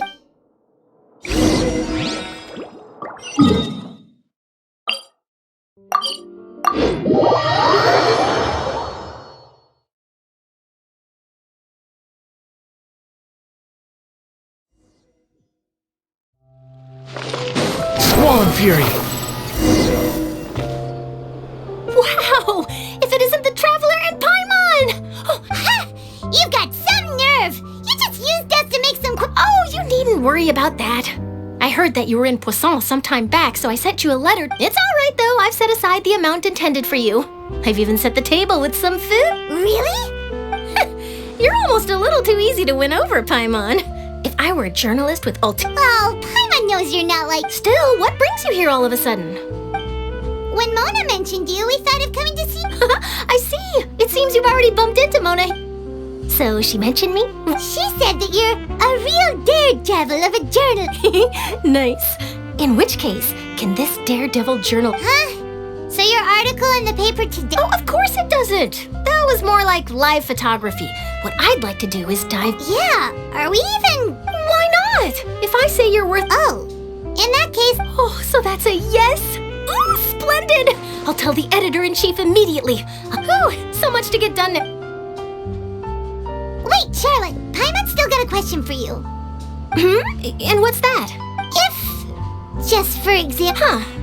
If you're serious, from what I've seen, so in all likelihood, I'd probably still be prepping at the office for that interview of ours. Just think about it. If this nation really were to be suddenly destroyed tomorrow, but I still succeed, and then do you know what I'd do? Well, I'd write, I'm not a dreamer, but anyway, that's my... That's... So, anyway, let's go and take a look at the sea, shall we?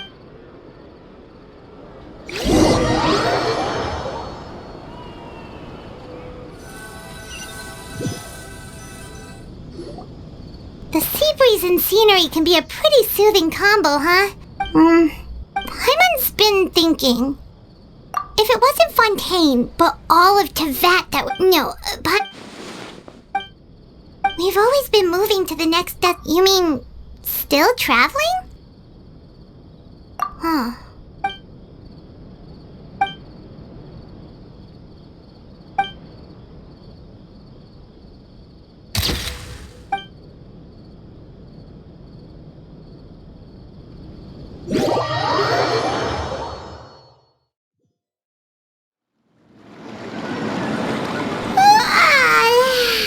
Feels like you'll grow, but it's still better than the...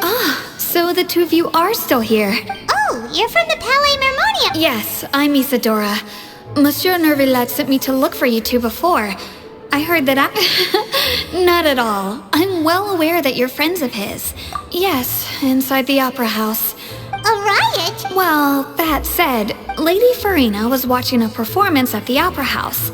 And while she was resting during it, loudly accusing her of doing nothing, and before she could respond, the crowd continued to... So people have started to put the blame... I agree. So what happened after the... Seeing that the situation was spiraling, the Marechaussee Phantom had their hands... So... That's right.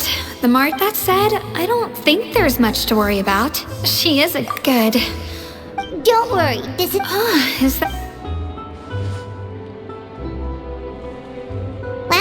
Probably we should hurry over to Poisson then. If we know Farina, she won't try to fix things in this situation. Instead, and as when Nervalet was, it would be hard. Paimon thinks Farina's probably, Well, what do you think? In that case, there's no...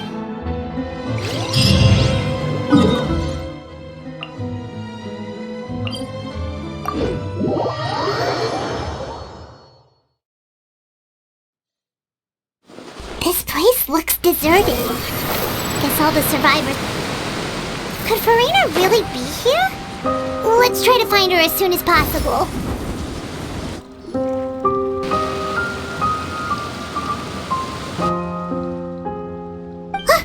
That's Farina, right over there. What was meant to happen did happen after all. I'm sorry. Give up, Farina.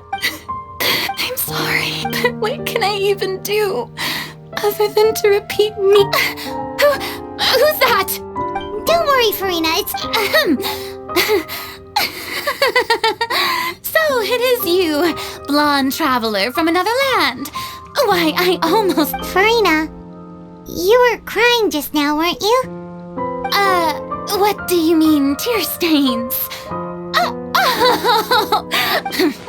They even dare to tout their Archon! Oh, and I'm sure Nouvellette and those people from the Marsh Chaussee Phantom are freaking out. Hey, there she is! The Hydro Archon's over there! Quick, after her!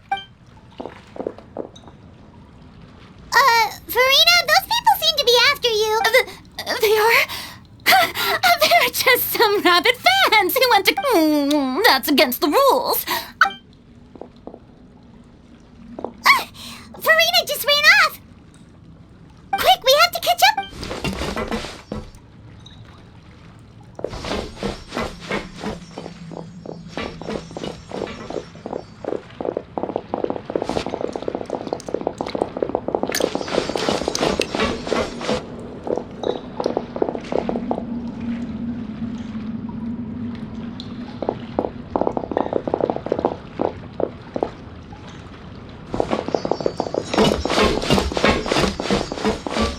Should be the place, right? Hey, Farina! There's a good hiding spot over here! Quick, come to Paimon before the rest of them catch up! What? Hurry, they're almost here! Fine. I suppose haste is warranted.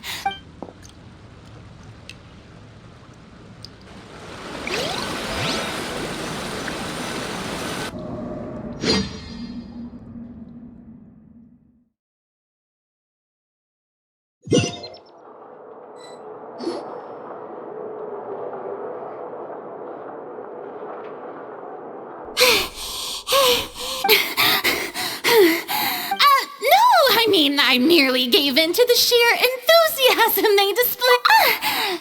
Yep, that's a good... What's happening? Yeah, a quake of this kind preceded the flooding and... It can't be. It's happening again. Well, there's no need to worry too much about that. Nouvellette's made some Yeah, I hope you're right. But the people of Poisson... They've...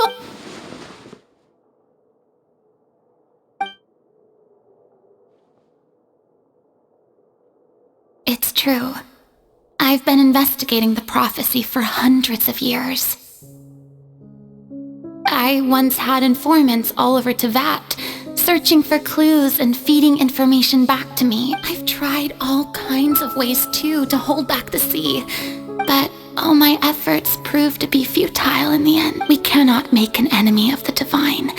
No matter what we do, the will of the heavenly principles will have its way, and the prophecy shall be fulfilled. Give up. I do love the sound of that phrase. It would mean finally coming to terms with fate. Indeed, I've thought about giving up so many times. Fate is really unreasonable, isn't it?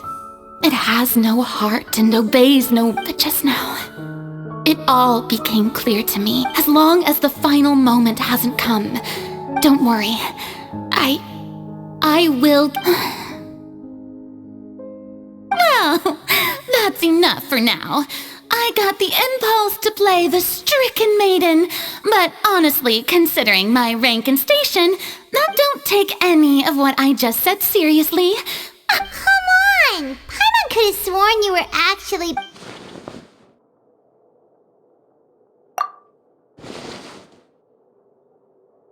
Cher, that's impossible. It was fated right from the start. A witness. Yes, I've heard. And if Tevat is, in its entirety, a show on a stage, then you're just a spectator. If that's the case...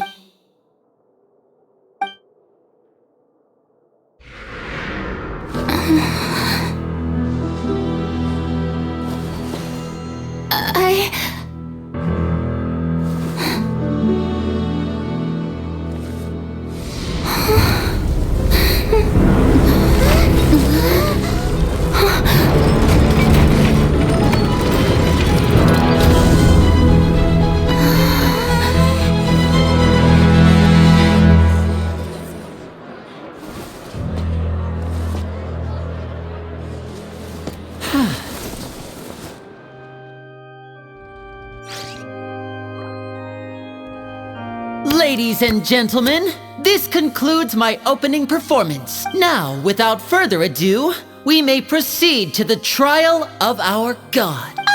So this is what it is.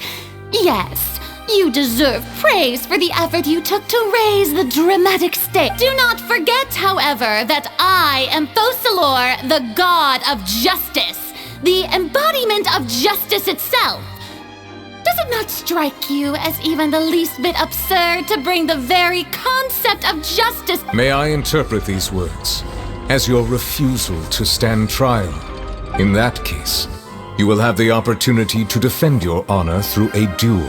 You would draw your blade against a god? I see. It seems like you have made up your mind.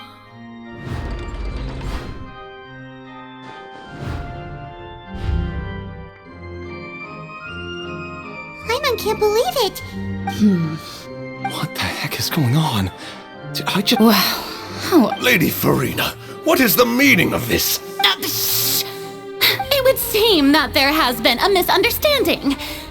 Looking for excuses? I raised my hands just now to indicate my acceptance of the trial. I will admit that I'm sorry, everyone. I was unable. You are not the only ones to be disappointed. But now, it is I, Farina, will use this trial to show the world the true this time. Applaud and rejoice.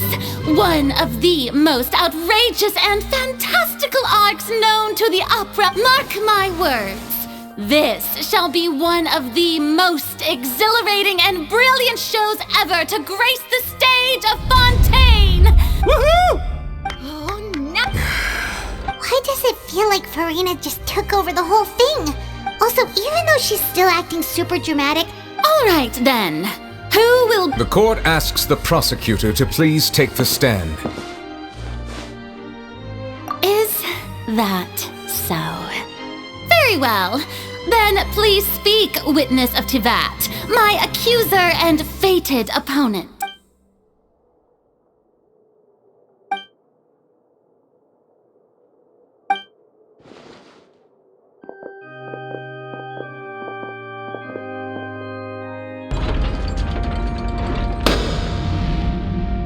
Also, please allow me to ask, just how much work did you do to force me onto this? Well, we did do a lot of prep after the meeting that day.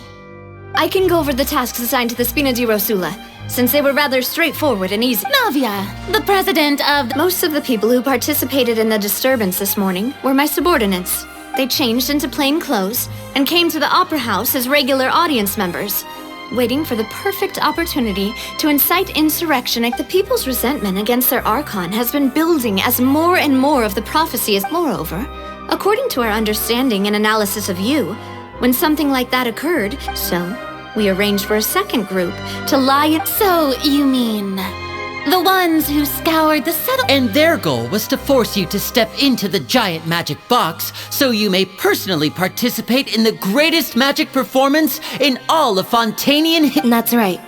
That house was a magic box, rather than someone's residence. As the super ultimate version of the setup that I used when I first performed at the opera, the volume of the box was increased by a whole order of magnitude, and the distance it traversed was the entire gap between Poisson and Aranias. Its cargo, of course, was an Archon instead of a human. My thanks, Farina. Without your help, we could never have pulled off such an extraordinary performance. You're welcome. Of course, this performance was only made possible with Father's support. The House of the Hearth spent a massive amount of labor in Mora we had to select a location, construct the giant magic box, dig a tunnel, and... So, in other words, the earthquake that... That's right. It wasn't a sign of another disaster to come. Then, I can guess, Nervilette, you gathered a crowd, prepared a stage, and made all so that as soon as I appeared on the stage... Yes, that is correct. Well, Clorand, I must commend you for your courage. Only the most Thank you. As for you, Traveler, I suppose your role was to keep me distracted. You'd make sure that I didn't notice anything amiss before revealing yourself as my prosecutor once we'd... Oh?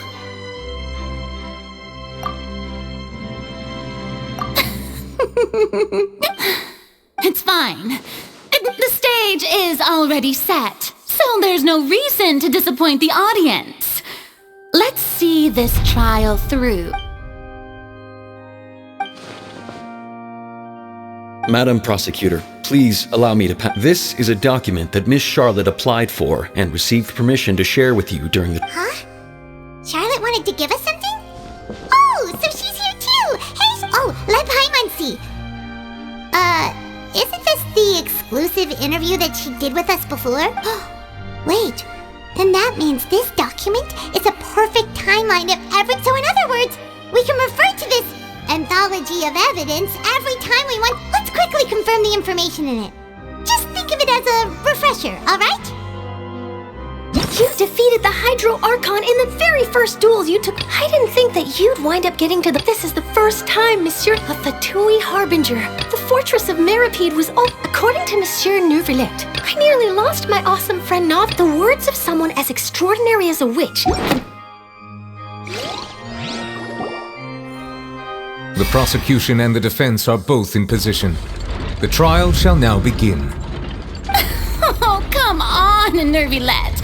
There's no need to repeat all the Just fast forward to the part where the prosecution lays out my offenses.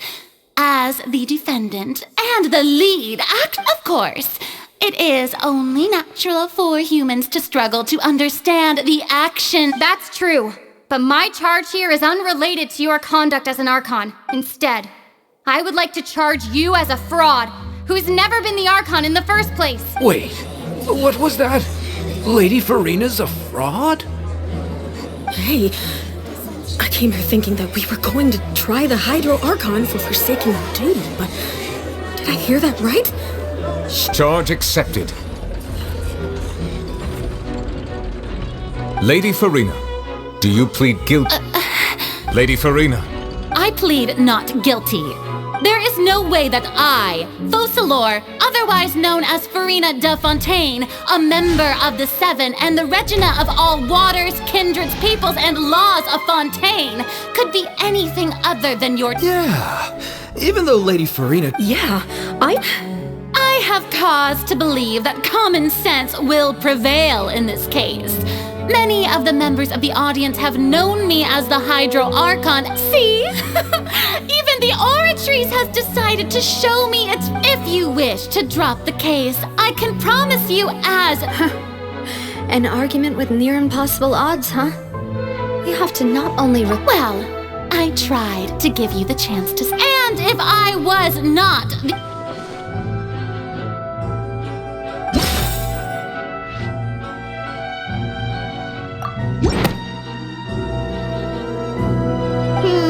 That doesn't sound right. Paimon doesn't...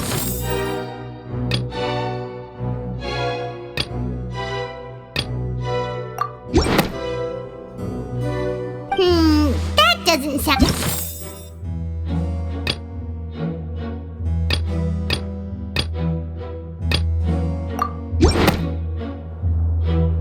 First of all, you may be a member of another long-lived race, which would allow you... Who gave you that idea? Was it the knave? You'd sink so low. A curse? I once thought it possible that the aura of an Archon might naturally resemble a type of curse. But in light of this claim, perhaps what I sensed was not your divinity, but a curse after... You sensed it too, huh, Nervalet? Lady Farina. Well, it is true that it's extremely difficult to tell humans and gods apart.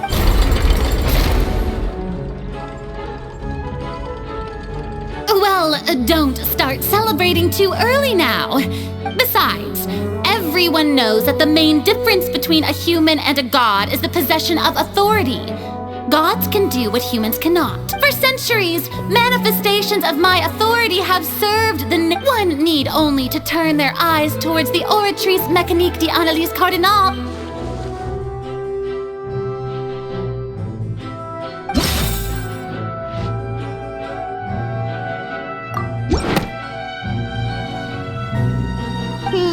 That doesn't...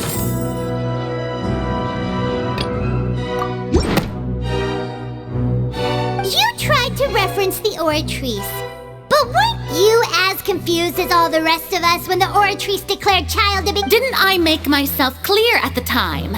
The decisions of the gods are naturally difficult for humans. Lady Farina, I believe a reminder of your current circuit. While the court is in session, the principles of justice in the law must come before all else. While you will prove yourself unable to defend against the prosecution's charges. I never thought you'd use that kind of rhetoric against me. That was no trick of rhetoric, Lady Farina. I've merely reiterated the rules of the court. Rules that all... So, you neither knew why Child was declared guilty, nor instead of having been created by you, the manifestations of authority you mentioned have been made by the real Hydro Archon. The real Hydro Archon? Well, now, it is true that I did not know why the Oratrice gave out, but the Oratrice handed out that verdict unilaterally. And it has been operating... You can't argue that just because a divine creation is flawed, that the god behind it must also be no god at... She's still throwing out all kinds of excuses. Seems like she's confident that we won't be able to my power as an Archon. If that poses a concern, I'm prepared to extend my protection to the audience. You don't need to go. Aren't you the Hydro Archon? Or is it that you can't even wield the power of Hydro? Indemnitium! Yes! It's all because of Indemnitium! All Archons derive. Thus did I give up all of my divine power to provide everyone. Isn't that? Yeah. No matter how generous an Archon can be, how could they give up... It seems like nobody's buying Farina's Hey, come now, everyone. I'm still the same Farina you knew, please. If what the prosecutor said is true, she really... Did she deceive all of us? Enough! That's enough! Tell me then, if you have no evidence of another Hydro Archon... Wow, she came up with yet another argument.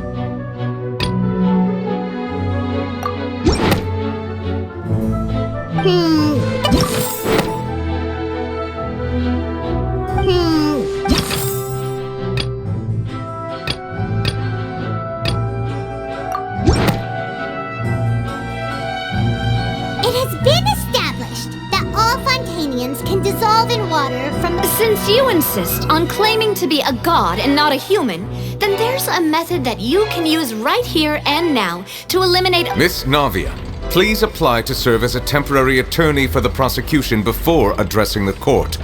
Though you act in partnership with the super sorry, Monsieur Chief Justice. Now, I've brought some seawater from Poisson. As everyone knows, a massive flood struck the air, including those of some— So, Miss Farina, if we are to believe that you are indeed the real Hydro Archon, but if you don't dare to touch it, then we would have basically proved the reverse. Oh, and I must remind you that after the disaster at Poisson, I do hope you'll act prudently and choose the simpler— Navia from the Spina di Rosula. The Spina has governed— If Lady Farina is indeed just a human, she's probably Fontainian like all the—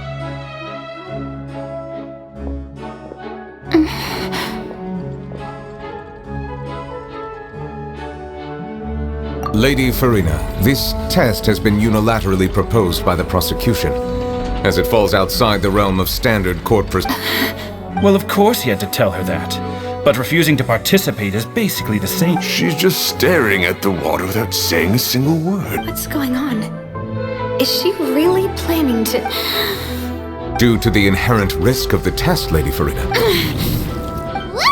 Hey!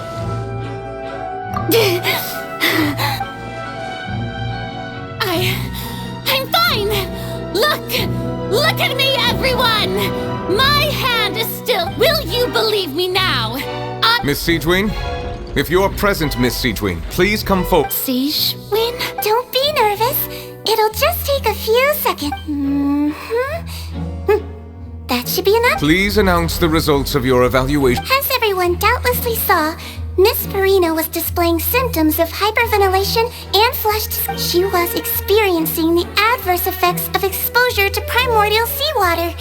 The extent to which she was affected is the same as other humans. Thank you, Miss Siegewin. Lady Farina. Oh, wait. What did she just say? I didn't get dissolved! Well, considering your tendency to run from your problems, we did originally prepare a direct sample of the seawater around. However, after extensive discussion, we exchanged it for a sample that is not concentrated enough to dissolve an actual human. After all, on the off chance that something entirely unexpected, we don't want anyone else to lose their life to the sea. Yeah, so out of regard for Farina's life, you secured a low-concentration sample and asked the head nurse. It's a great thing that the direct sample wasn't actually used for— I can't believe—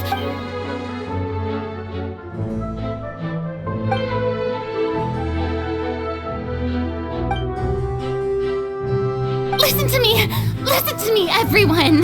Think about it! How can you conclusively prove that Also, if I was really just—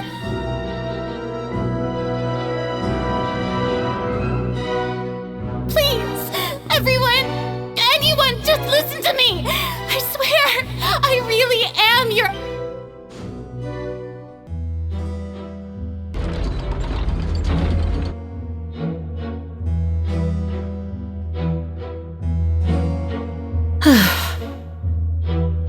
I don't think anything she says at this point will sway anyone.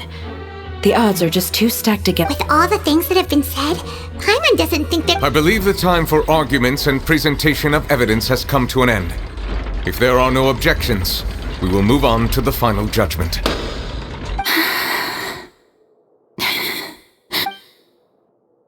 I don't think anything she says at this point will sway anyone. She's too stacked against her now.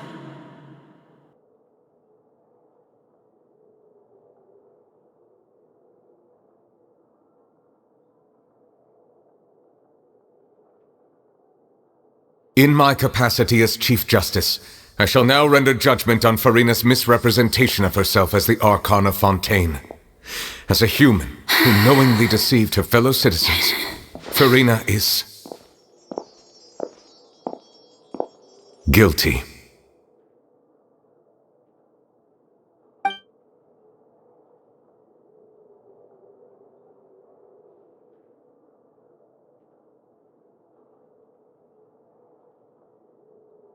We shall now turn to the oratrice mécanique d'analyse cardinale.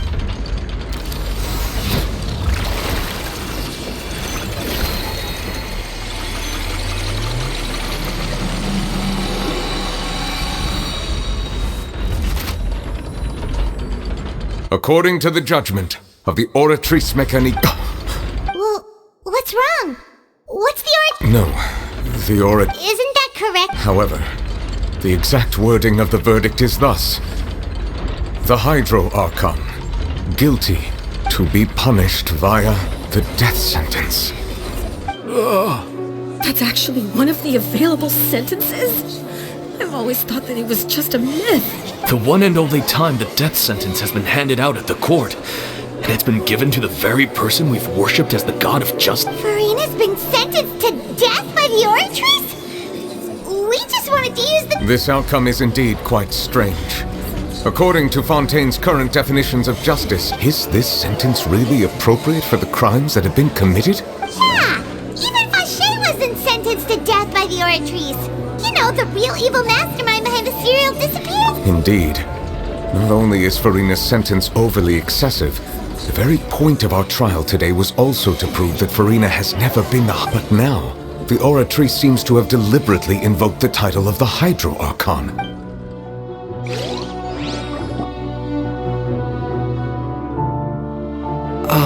Excuse me, if I may interrupt. Is the trial... Fremine! You finally made it. Any mission... Is that the first prophecy slate? Huh. So the knave privately arranged for Fremine to try and... I looked everywhere and finally found it at the bottom of the sea. But has the trial already concluded? Then... Thank you for your hard work, Mr. Fremine. Please allow me to Traveler, I believe that you have already seen the other existing slates, and would like you to come here and... Huh? So what do you see? What?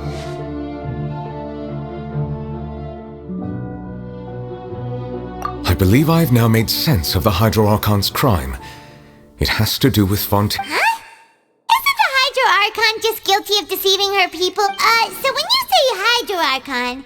In truth, everything that you've encountered in Fontaine up until this point can be traced back to the contents. However, I'm uncertain as to how much sense they currently make to you. Okay, let's try to recall the contents of the...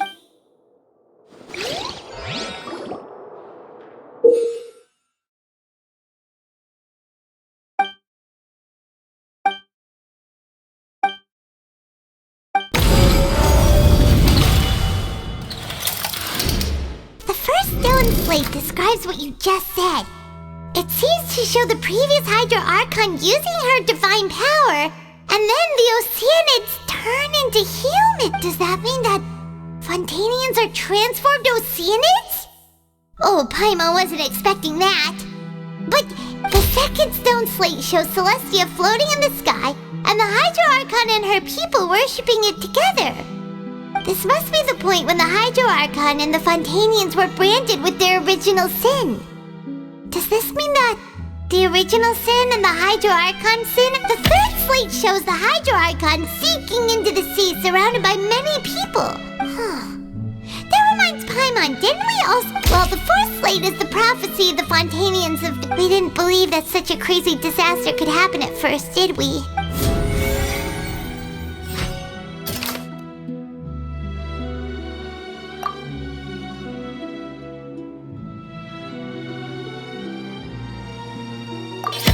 We know from the case of the serial, and the first stone slate tells us that long ago the Hydro Archon used her... This might be the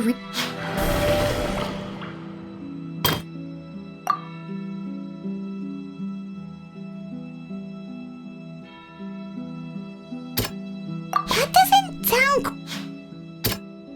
That doesn't... That doesn't... That doesn't... Perhaps what is about to take place has the true sin of the Hydro Archon and the original sin cast...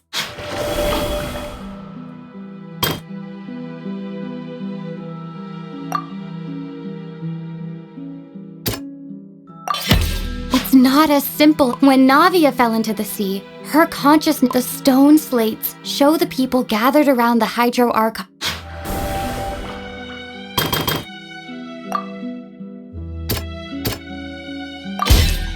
prophecy from the stone slates found its way into society, the fortress of Meropide was nearly flooded. If we hadn't dealt with it in... They'll dissolve into the primordial sea but won't cease to exist. Their essence will flow in the seawater, converge, and take the form of an oceanid. The Hydro Archon was sentenced to death in court, shocking everyone present. Navia fell into the water inside those ruins, and she nearly dissolved.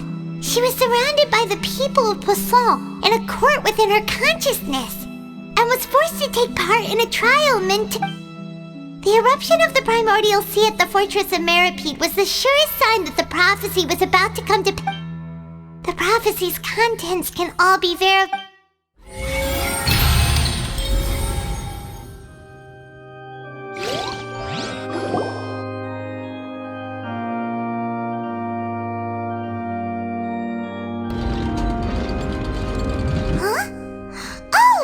It now, but then it feels like we're going to have to share some Let's hear them.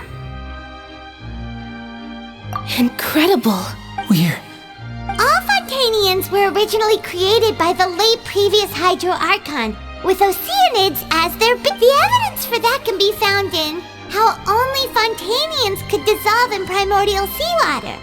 Oh, and according to Navia, when she was about to get dissolved, she... Indeed. Yeah, and it follows from the content of the first slate that could also explain why the Oratries judged the Hydro Archon to be guilty. It's to The Hydro Archon's true sin. And yet, after many hundreds of years, the Hydro Archon's creations have turned around to try to judge the Archon within the Yeah, isn't the image here just like when Navia fell in? So wouldn't it be trying to show the image of the Hydro Archon also falling? In the end, the people will all be dissolved into the waters, and only the Hydro Archon... Did Paimon get all that right? You've made some keen deductions. I must, however, while you were able to decode all the information on the slates, they've also been etched with an additional layer of hidden information. When we were at the ruins, I tried to decipher the hidden information. Now that the slate collection is complete, I shall make another attempt.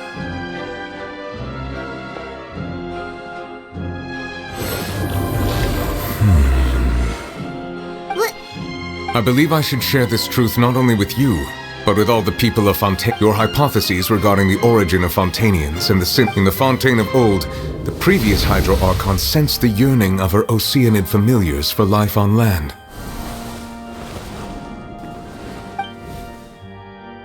The Oceanids were enamored with the beauty and romanticism of human beings, and wishing to have those experiences for themselves, expressed to the Hydro Archon their desire to become of... However, even though water as an element is intricately linked with the power of life, the Hydro Archon, as one of the seven, not one to give in, she eventually found a way to create permanent humanoid bodies for her familiars by appropriating the power of this planet's primordial sea. She poured primordial seawater into the Oceanids' blood vessels, creating humanoid mimics in the process. But if Fontainians were to ever come into direct contact with water from the primordial sea, the power within their bodies would escape these artificial restraints and return to the sea. As a result, their forms would collapse, and they would be reverted to their original forms as Oceanids. Of course, the Hydro Archon never received permission from the heavenly principles to create a new human race, and thus, the Hydro Archon and all of her creations came to shoulder the original sin of appropriating the power of the primordial sea. That is the true history of how the people of Fontaine... So we were all Oceanids before we turned... That's way too much information for me. Wait, but if that's the truth, we can't let the Hydro Archon be sentenced to death? This really might be too much information for your... Alas, your hypothesis regarding the third and fourth stone slates was inaccurate. The slates respect... A key point of the visual on the third slate is how all the individuals depicted in the water are humans rather than Oceanids. They have not been dissolved, which implies that the water depicted in this slate is not water. The nation of Fontaine is the nation of Hydro, as well as the nation of trials and justice. And you may also recall Navia's experience. When she fell into the sea, her consciousness was surrounded. Therefore, The meat that the people of Fontaine shall try the Hydro Archon at the... Yes, it... I think I'm following now. So, what you're saying is, even though we decided to put on this trial, in truth, everything we've done has happened exactly as the prophecy... What should we do? No matter what, the prophecy will be fulfilled. If that's the case, does that mean the scene... Traveler, I would like to point out another small fact about the fourth slate. You probably thought that the eruption of primordial seawater beneath the fortress of Meripede served as the sure... However, I believe that rather than being a sure sign, that eruption could in fact... As for the root cause of the catastrophe, I believe...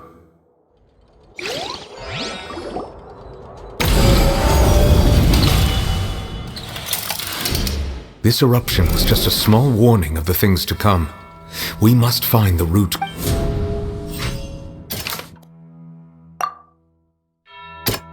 That doesn't sound... It was both dream... If we're talking about a true culprit, that could all... The truth, the original sin...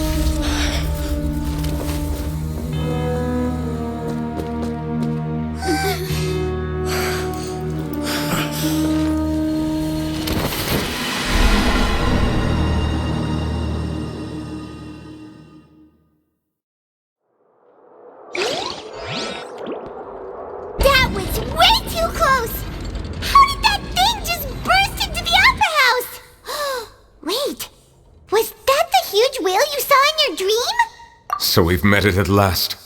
I understand very well why it is chosen to make That whale does not belong to Tevat. It is a monster that has traversed the stars, weeping all the while. It has been greedily consuming the energy from the planet's primordial sea, using it to grow. That is the main cause for the rising sea. And once it has finished consuming all of the energy contained... You said that when the Hydro Archon first created Fontainians out of Oceanids, she Precisely. That whale finds the blood of Fontainians nigh impossible to resist. Therefore, when it left the primordial sea, it decided to make its next stop a packed opera house full of food. Food in the form of Fontainian. We just barely managed to push it back, right? That is correct.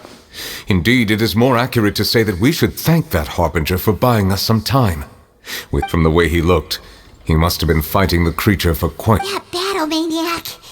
We've always known that he had a special connection with that whale, but we definitely didn't expect it that. Anyway, now that we know that this whale is the actual cause of the disaster recorded in the prophecy... It is too late. It had already absorbed too much of the primordial sea's energy before we could notice it. At this point, it has become practically integrated with the sea itself. Even if the entirety of Tevat were to be destroyed, it could still survive and swim off towards some other world. That's not something... We've already done everything we can, and we've come so far. Indeed. That's not... I'll fight it to the end. So the prophecy will be fulfilled no matter what, huh?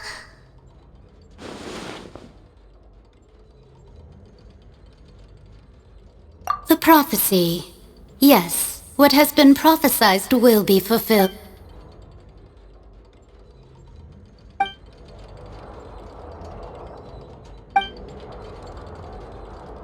Just as prophecies are usually only the future as seen from the perspectives of the gods, ultimately, fate shall serve as your only guide.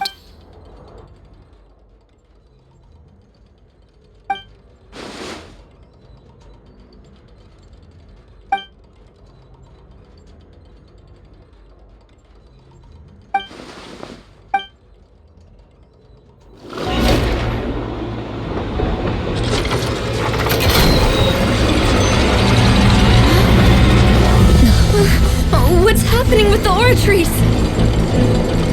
I believe it is preparing to carry out the death sentence.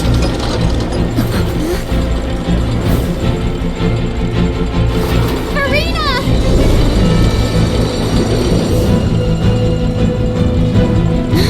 No, I still need answers.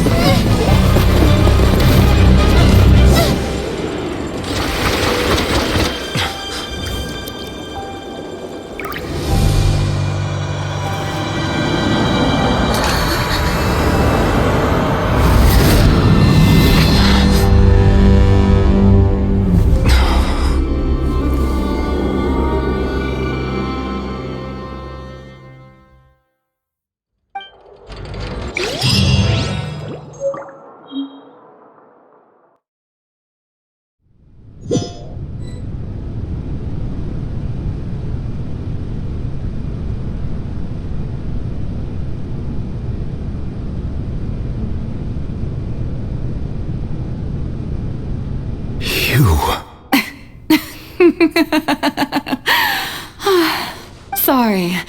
That shocked expression on your face is just too amusing. I couldn't help myself. You are not Farina. Who are you? The sweet sound of bewilderment. Marvelous. A sure sign that my attempt to deceive everyone was a resounding success.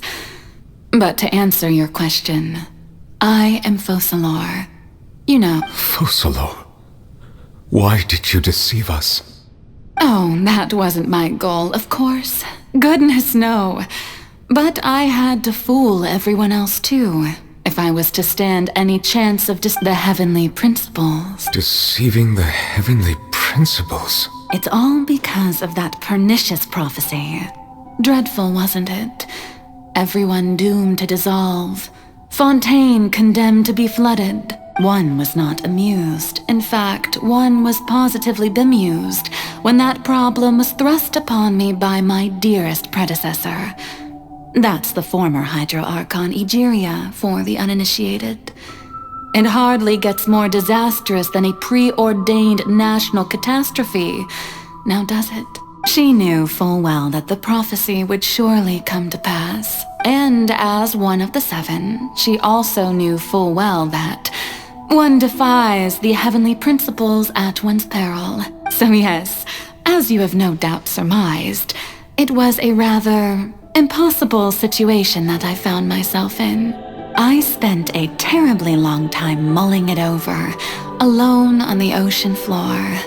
And I was almost growing barnacles by the time I finally realized there was only one possible solution to this confounding conundrum.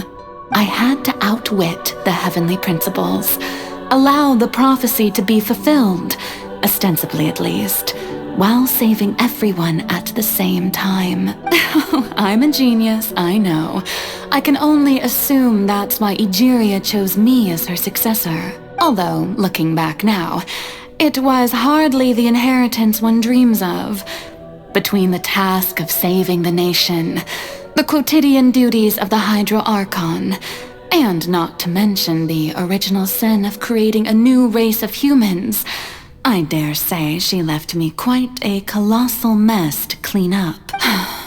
But one can only play the hand one is dealt. I did not choose this, any more than I chose to be one of her Oceanid familiars. So you were also once one of the Oceanids, transformed into a human by Egeria's hand. Yes, I was. I always dreamed of becoming human. And I still do, even now. In my eyes, to be human is to be part of the greatest opera ever known. After becoming a god, I separated my divinity from my body and spirit, leaving behind only a self that was as naive and bewildered as my past self on her first day as a human being. The me you see before you now is that divinity. And the human counterpart I left behind, I named Farina. She could feel joy, sorrow, and everything in between. She could be as vain and conceited, or as meek and vulnerable as she wished. Her strengths were of a kind only a human could possess, as were her shortcomings. But in my eyes, Farina's humanity was what made her perfect. She was perfectly human in every way. The person I always wanted to be. Anyway, so then I cursed her. All part of the plan, of course. The plan to deceive the heavenly principles. Do you still remember the final scene of the prophecy? The Hydra Archon, alone, weeping on her throne. In order that the prophecy might appear fulfilled, I invited Farina to be an actress, to play the part of the Hydro Archon in the prophecy. Under the curse I placed on her, so long as I, Focalor's divinity, continued to exist, she could not die. But nor was she free to live her life in the pursuit of happiness. Instead, she was forced to take the stage in the opera house, to embrace the role of leading lady, to forever play the part of the god from the prophecy, all to create a deceitful appearance of that prophecy coming to pass. I suppose now you probably understand why your court is called the Opera Epiclese. But Farina is only human, isn't she? Even though she has had a long life, her mind is no stronger than that of any other ordinary human being. I cannot begin to fathom what she has had to endure. It must have been torture for her. It has indeed. And although she is, in a sense, me in human form, I most definitely owe her an apology for it. It's been 500 years, and all along, she's been playing her part in the most unimaginably long, unbearably lonely, and agonizingly painful opera of all time.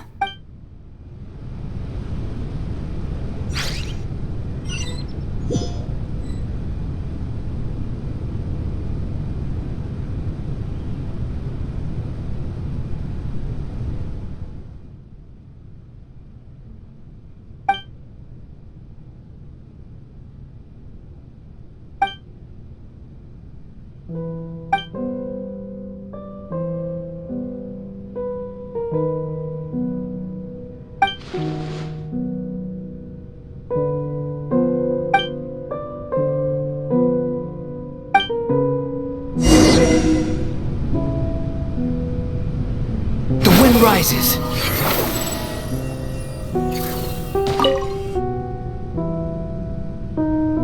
Oh?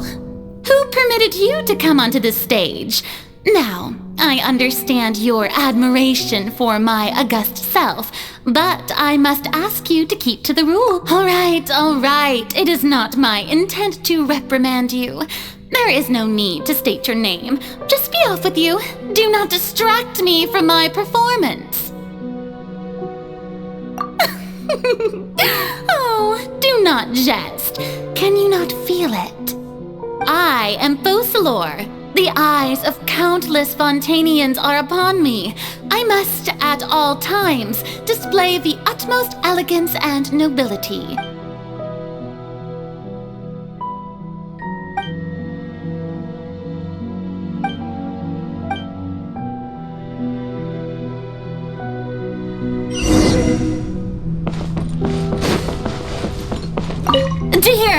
audience. The performance is experiencing a technical difficulty, but worry not. The guards shall resolve it soon enough. Truth repeats its course. Behold!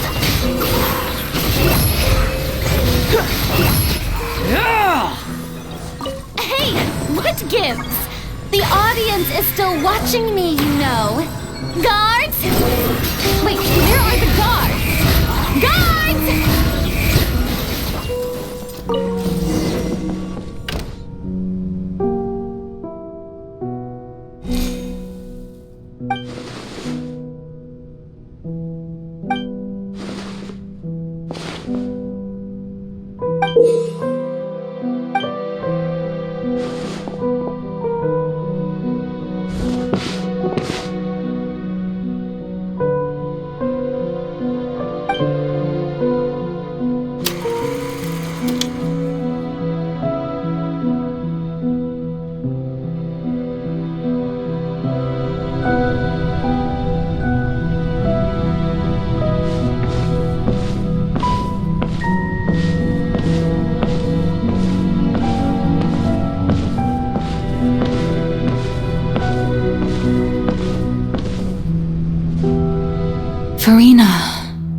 Farina. Huh?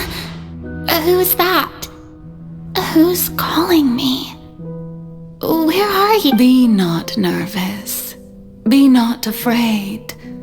I am before you. Wait a moment. You're mirror me? How? Mirror you, huh? You know what? That's not bad. Let's go with that. Mirror me? What do you wish to say? The prophecy. Have you heard of it? What prophecy? The people will all be dissolved into the waters, and only the Hydro Archon. Oh. What's going on? I can't see. Yes, it will.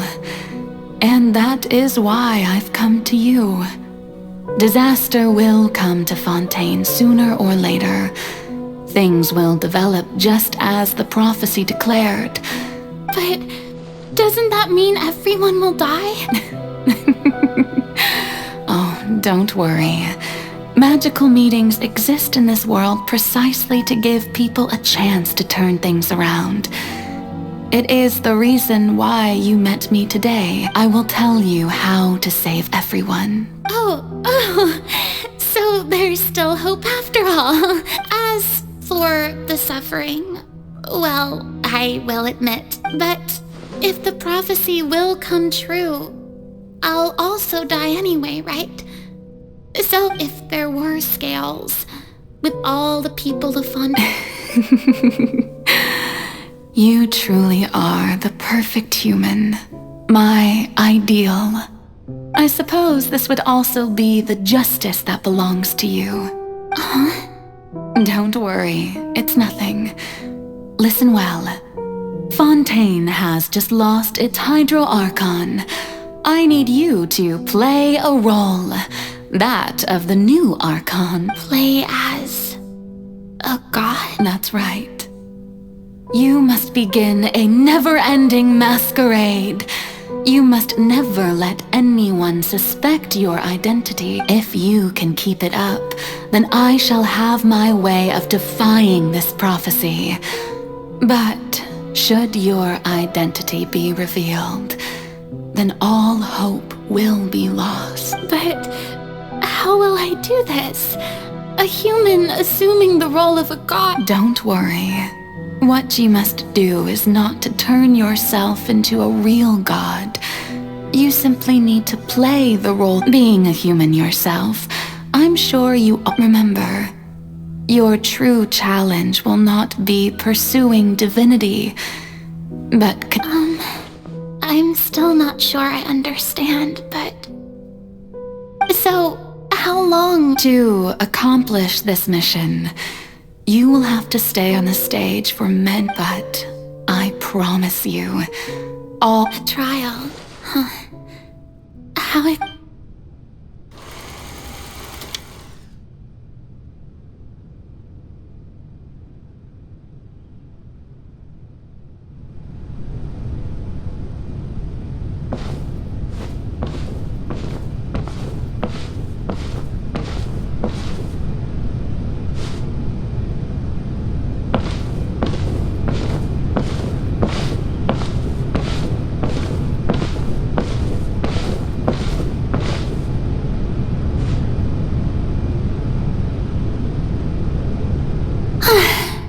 The Maison Cardinalise has announced my accession, but this is my first time facing the people.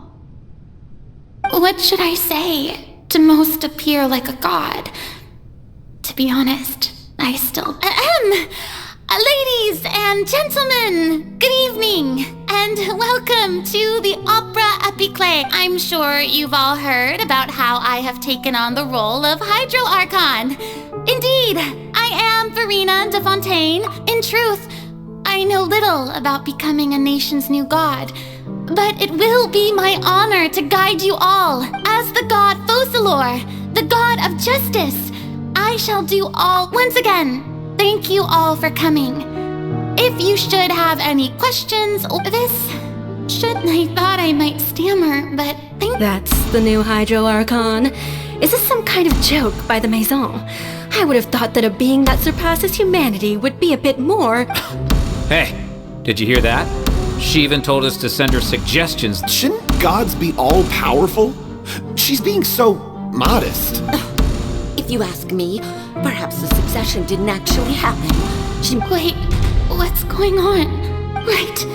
Mirmi said that I calm down, Verena. Think assertive, with a strong sense of presence.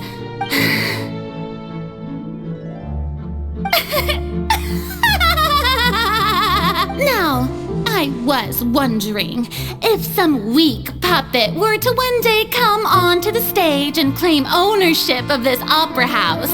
Well, it seems that you would all see right through them. Having passed my test, you may consider my previous act a door gift of sorts. I thought it was a debut that suited the atmosphere. Now then, let us be reintroduced. So that was just a performance. How could I have forgotten that we were inside an opera house?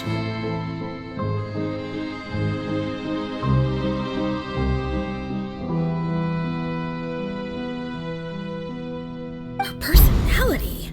It's quite shocking, to be honest, but I suppose it's a better look than before. Such a fascinating and bold deity. How wonderful! Our future may yet be bright after all.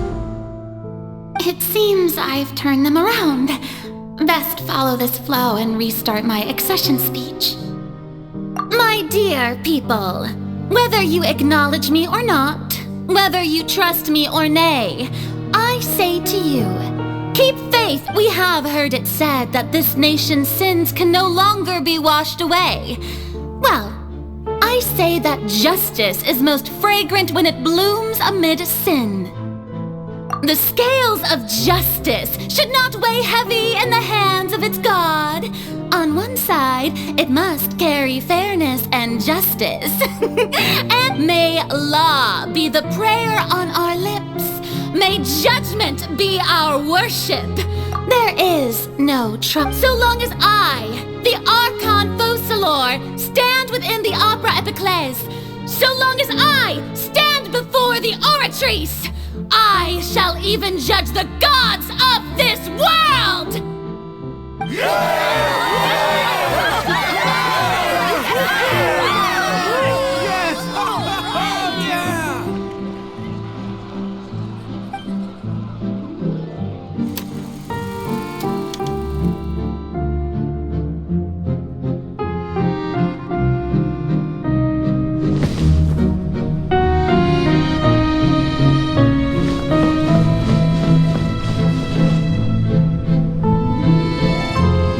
Lady Farina, here are today's case reports, as well as a summary of the follow-up for your perusal.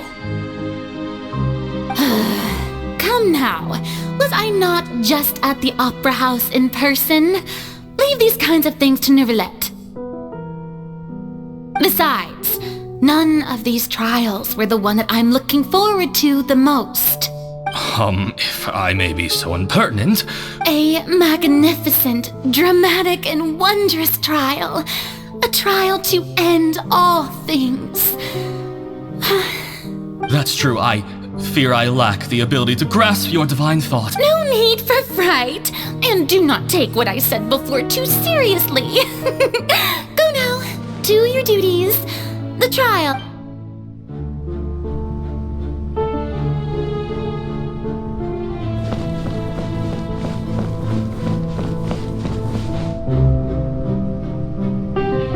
Lady Farina, I don't know what to say. Thank you for agreeing to see me. No need to thank me. Or rather, thank your own sense of perseverance instead. Oh, I'm afraid that's just an inevitable All right. Deuteria, is it? You remembered me. He's doing much better now. Oh, good. Very good. You're such a gentle and wise god.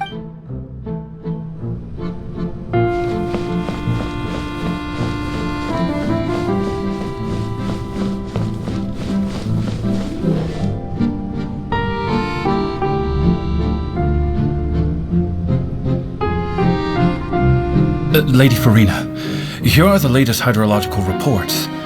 As for the I see. It's as I thought then. As your god, I did already expect this, but I wanted to see how far your human wisdom would allow you to. All manner of signs indicate that the prophecy will still come to pass.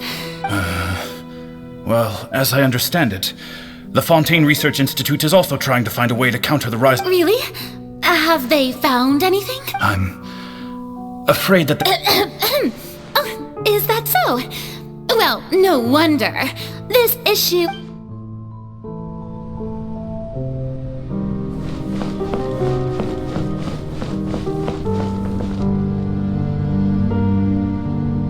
The day is finally over. I haven't, but it's good to see that everything's getting on track. Maybe this is fine. I just need to keep going. All right, free.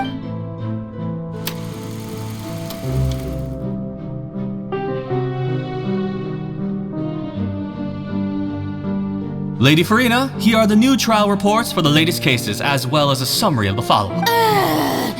There'll be no need for that. I've seen them already. There's no need to go back over scenes I've witnessed in person before. Lady Farina, I've waited so long for this. Indeed, my dear, loyal citizen.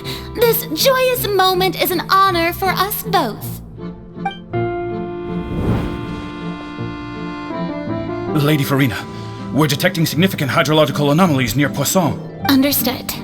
Keep monitoring. Keep me informed.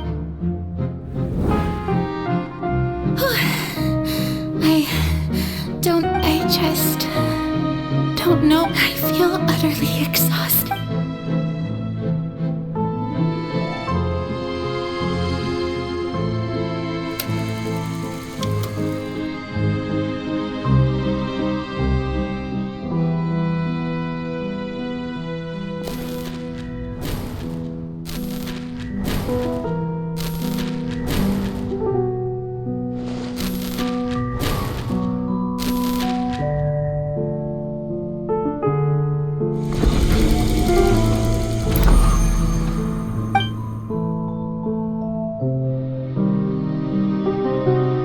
Lady Farina, it's like a dream being able to speak with you up close. I've heard that the first member of our family who was honored to receive an audience with you was Madame Deuteria. And what a fine family yours is indeed. It brings... Sure. What is it, good citizen? Are you crying?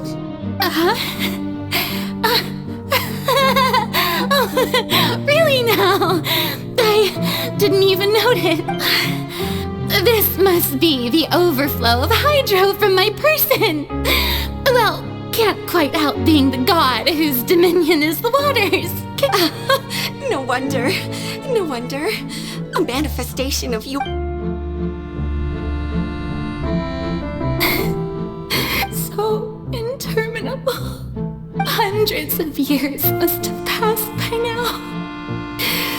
Perhaps the show must go on for hundreds more. I never imagined. Have I reached my want to tell someone, anyone, about this? But that I've conducted so many investigations across the centuries. All I can do is keep heart. I must.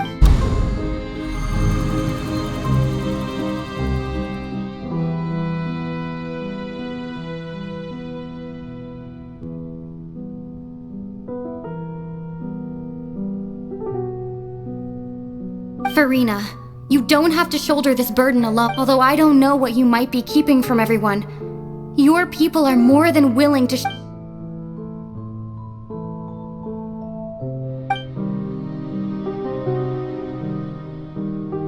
Share.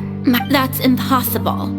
It was fated right from the start that this would be my duty alone. But even if your burden doesn't need to be shared, you can just share it with me. A witness. Yes, I've heard that you came to Tevat from beyond the star, and if Tevat is in its entirety... She's right. But if things don't play out as expected... No, Farina. But what if... Farina, is it such an outrageous thing to... If you let this opportunity slip, think about it. Long and hard.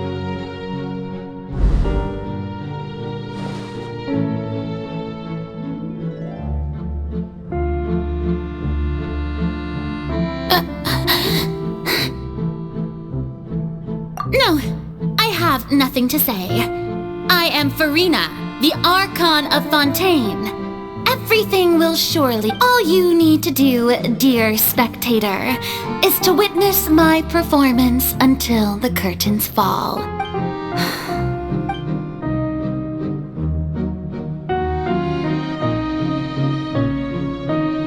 Fine.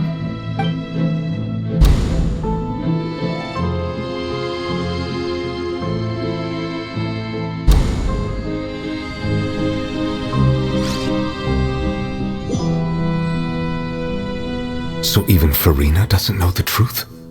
You've never once let her in on the full plan? Yes, it had to be done.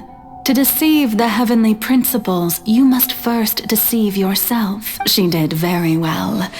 If she had let her resolve falter even once in these 5 centuries, Fontaine would have been doomed to the most tragic fate. It seems that trusting humanity was the right decision after all. I believe that I understand how your deception works, but that is only half the truth, is it not? How would you build on this foundation to save the people of Fontaine? That is the most important thing. Ah, good. Of course, the Iudex of Fontaine has pinpointed the crux of the issue. I'm sure you've long sensed that the Oratrice is no simple machine. I've always suspected that it had its own consciousness. And Lenny did mention that he heard a human voice within the core chamber. It now seems that that person was you, hidden within the machine all along. Am I right? And then I became one with the Oratrice, taking Fontaine's gnosis with me. Yes, it would seem so, wouldn't it? Alas, your understanding of this device still lacks sufficient depth. In truth, it is no enactor of justice.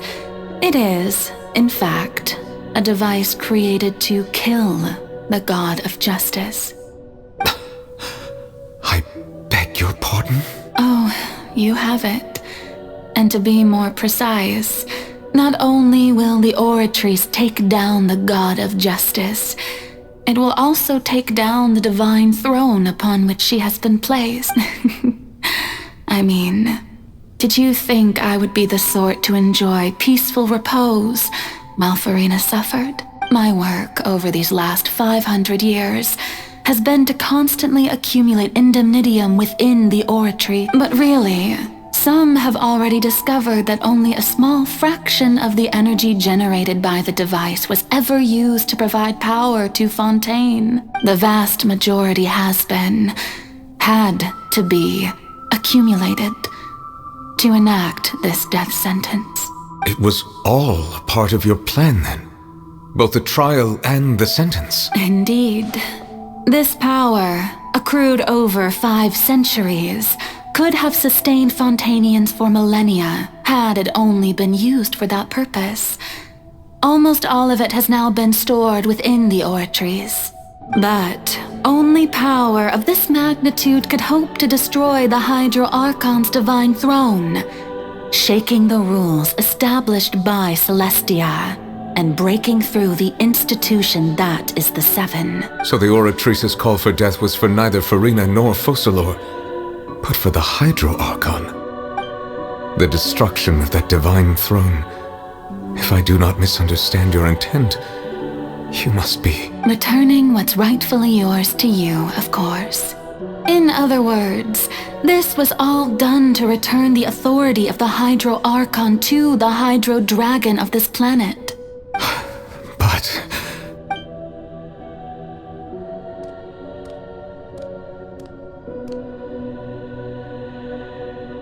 Oh, what? Getting sad again, are we? The authority of the ancient dragons shall soon be yours once more, O Hydro Dragon Sovereign. And this is the face you make. all you've done throughout the years is just so you can sacrifice yourself at the very end. I've never quite seen it that way, you know. Even now, I'm quite pleased at how well my deception worked.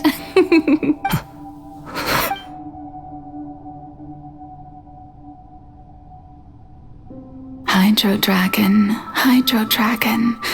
don't cry. I must say, had it been within my rights, I would have loved to judge the heavenly principles themselves. Were they not guilty of essentially the same crime? Egeria stole the power of the primordial sea, and the heavenly principles stole the power you ancient dragons possessed. I, for my part, am the god of justice. And is it not just that your original powers should be returned to you? Speaking of justice, I have always believed that justice lies in the process of pursuing human existence itself. So, if the theft of the primordial sea's might was Fontaine's original sin, then, leaving matters of procedural right and wrong aside, the descent of the Fontainians as humans and their right to exist in this world would be Fontaine's original justice. In other words, existence was Egeria's justice, and to me, justice is the continuation of that existence, defying the prophecy and ensuring that Fontaine's people shall live on.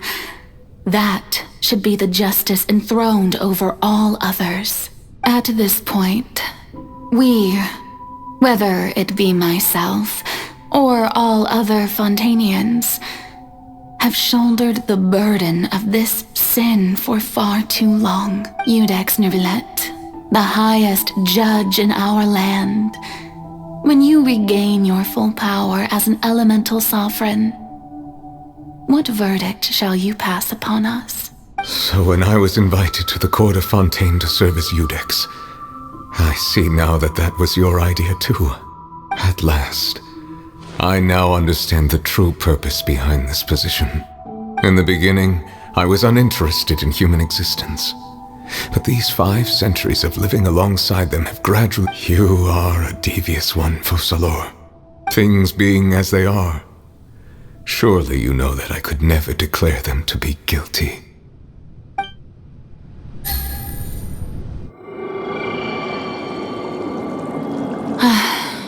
The hour of my execution is almost here.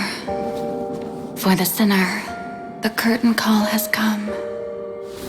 I know I may not sound it, but faced with death, I find myself a little afraid. Perhaps this is one thing both gods and humans have in common.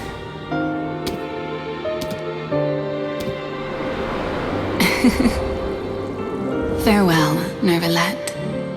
I hope you've enjoyed the part you played these 500 years.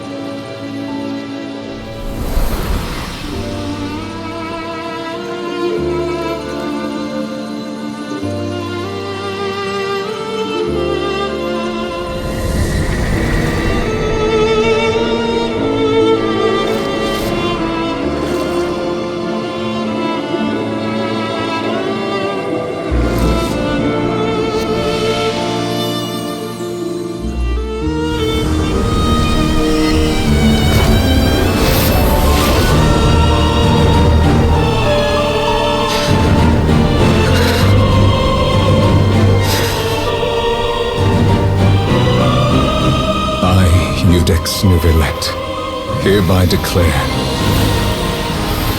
people of Fontaine, your sins are forgiven.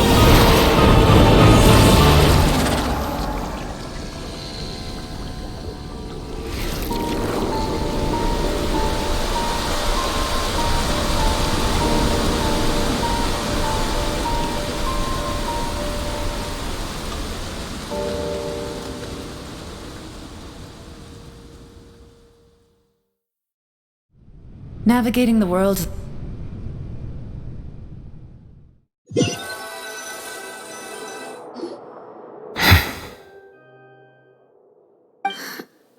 What just happened? Has the death sentence been carried out? Was that bright light some sort of misdirection? I have a feeling that something huge just happened. But since we're all still alive and haven't been dissolved, I assume whatever happened was good for us. It's time to end this. We must mete out punishment to that beast. Can you say just a moment? I have gained the strength sufficient to deal with it. Through certain means, I now have the ability to separate the power of the primordial sea from that creature. We should seize the opportunity to pursue our quarry. Traveler, now that the oratories can no longer function, I require an executor to help me mete out just the root of the calamities befalling Fontaine, the beast that enacts the prophecy. Its name is the all-devouring narwhal. Come with me, traveler. The hour of execution has come.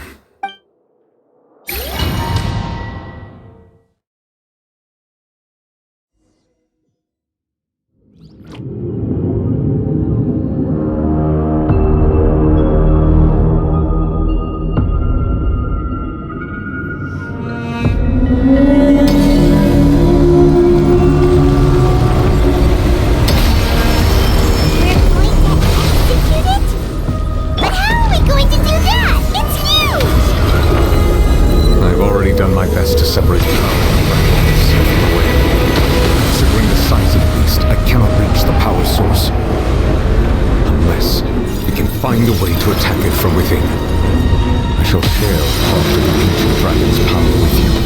We shall look for an opening together. Behold! Can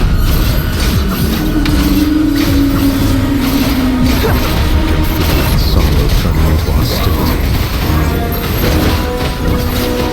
The all-devouring narwhal cannot resist its instinct to devour.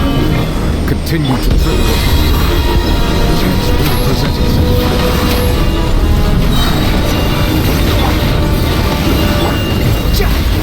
The wind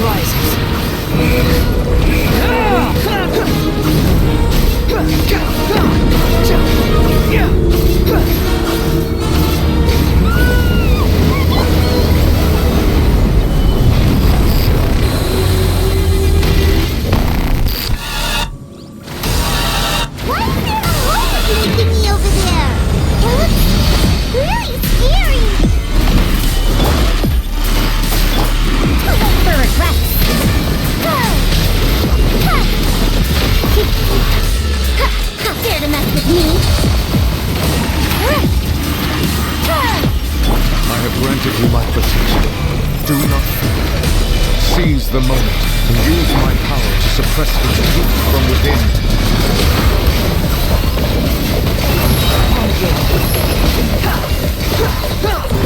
Bow your head!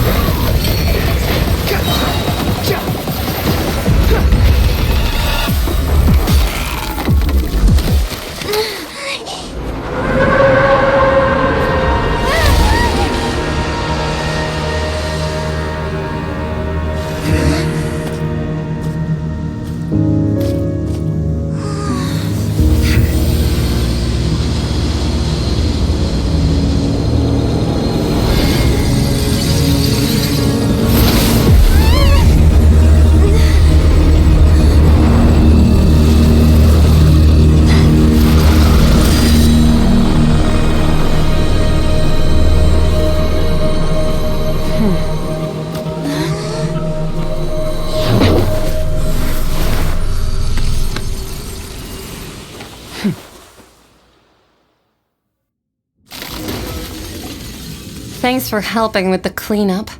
It should have been my job, but... oh well. It was just supposed to be a short private training session for me. I didn't think that my disciple and my master's pet would start brawling in the meantime. Well, actually, I had a feeling that it would happen at some point, but they bumped into one another earlier than I thought. What a blunder. I suppose I'll have to swing my sword 3 million times as penance. That power. Who are you exactly? Paimon has an idea. From what she said earlier, she must be Child's master. It's just that he gave us the impression that she was a less talkative person. I simply did not have anything to say to the weak. But you, on the other hand, managed to defeat the all-devouring narwhal without using power from beyond this world. So you may speak to me as equals. I have to agree. It's a strange use of a planet's primordial waters just to raise an all-devouring narwhal. That kind of power is wasted on it. It's not cooperative. It eats too much. And I have more important things to do with my time than pet sitting. The only thing that creature has going for it is its looks. All in all, it fails as a pet. Miss Skirk? I think you might have missed the point. The point being?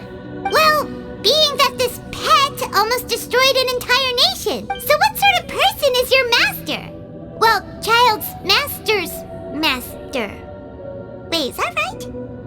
Oh, right. So you don't know him. Sorry, I assumed you did. His name is Sertologi.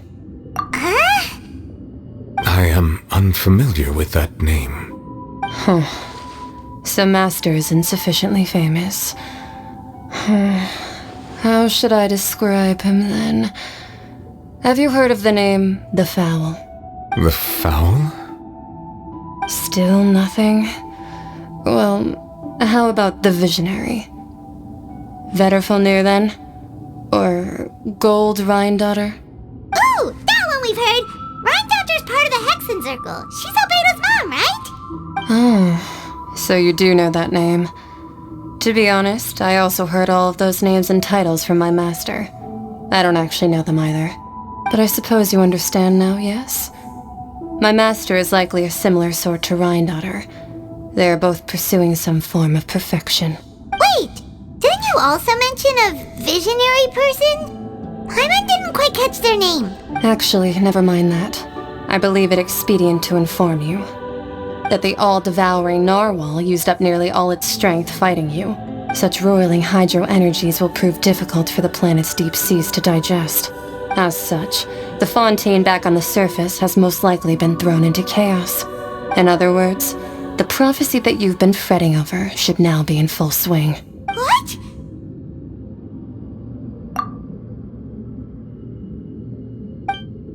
Not to worry. Focalor has already managed to deceive the heavenly principles. In the end, the people will all be dissolved into the waters, and only Farina will remain, weeping on her throne.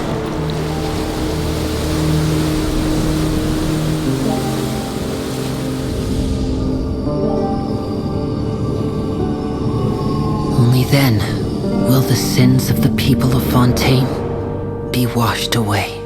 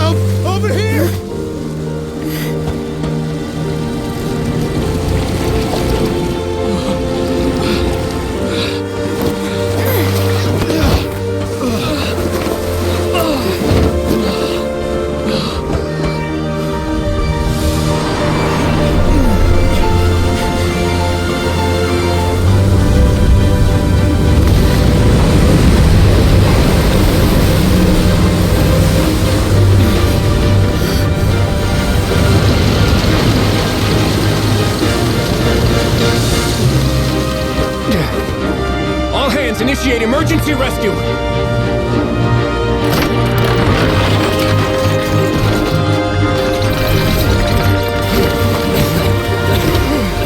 Hurry!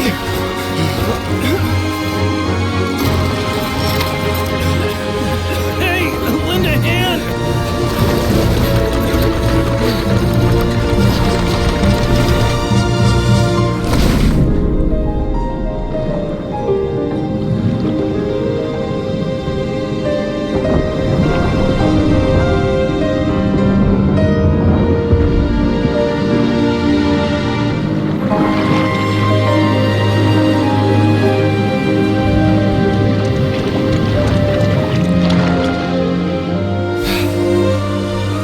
Look!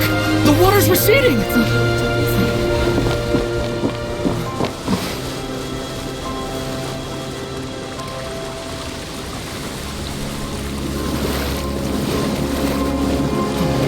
It's a miracle! Water's receding. We didn't dissolve. The prophecy was wrong.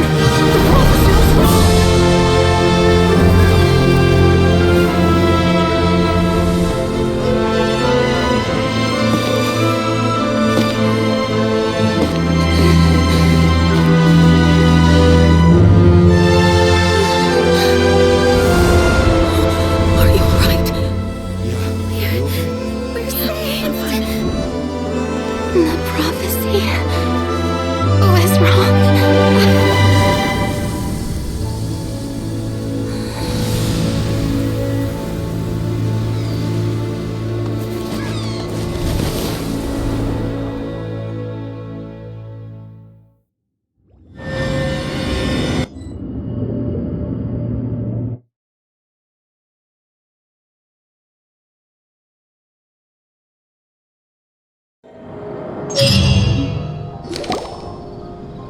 The soil renewed. The Spina di Rosula talks post-disaster rebuilding. Old soil can still give birth to new bloom, Miss Navia stated. Hope is like seeing a small cookie when your skyship winglet, Lunar Brain of the Fontaine Research Institute. The various disputes that have arisen on account of Mr. Edwin have suddenly become... People always call the first researcher mad, but few know what to call the second. And should that latter person achieve a miracle... Wow! Paimon barely recognizes the people in the reports. Are those really Jurier and Navia? What do you think? Pretty enthralling, huh? The Steambird's idea was pretty simple. With the disaster just having passed, we would print the value for these big scoops lies in their inevitable follow-ups. Edwin's assistant, Jurier, created a true flying... Paimon's curious too! Wait a minute. Didn't we watch everything happen from start? And that's exactly why I'd like you to come conduct interviews with me. You're the best incubators of news, if you haven't noticed. And also, with you around... Are you sure? Hasn't he turned you down several... Oh, this time will be different. Come on, let's head to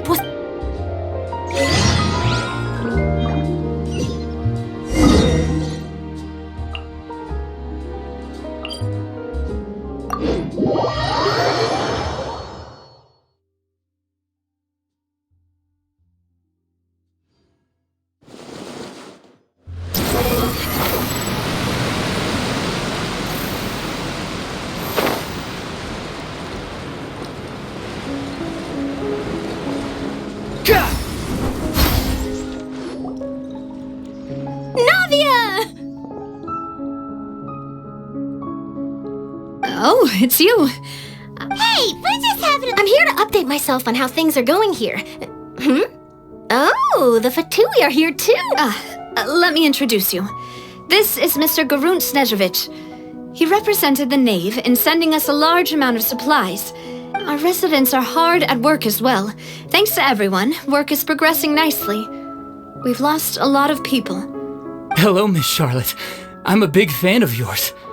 I especially like that article you wrote last year about Fontaine's stray cat. But if you don't mind, could you not emphasize our role too much in your report? It's not charity we're doing here. We just happen to share the same interests as the Spina. I get where you're coming from. I'll keep it as simple as possible. Or would you be willing to feature as friendly neighbor? That would be fine. Oh, you're back too. How are things? We finished laying down the construction materials. It'll be another hour before the workers are able... Huh? Well, her reputation's greatly risen after that whole duel business with Miss Farina. So she's here in Poisson to wait out the heat. All right. There's too much to consider in the reconstruction of Poisson. The Spina has need of more decision-makers. And, well, I do already happen to... Oh, wait just a moment. Do you mind me asking a few questions? You know, about how you felt before the duel, about what it was like facing down a god. Forget it. I'm sure you can find a better theme than that. I see you're the same as always.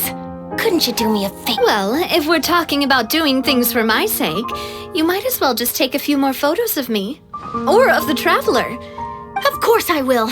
I'm not gonna let her off that easy. All right, then everyone who wants to be in the photo, get...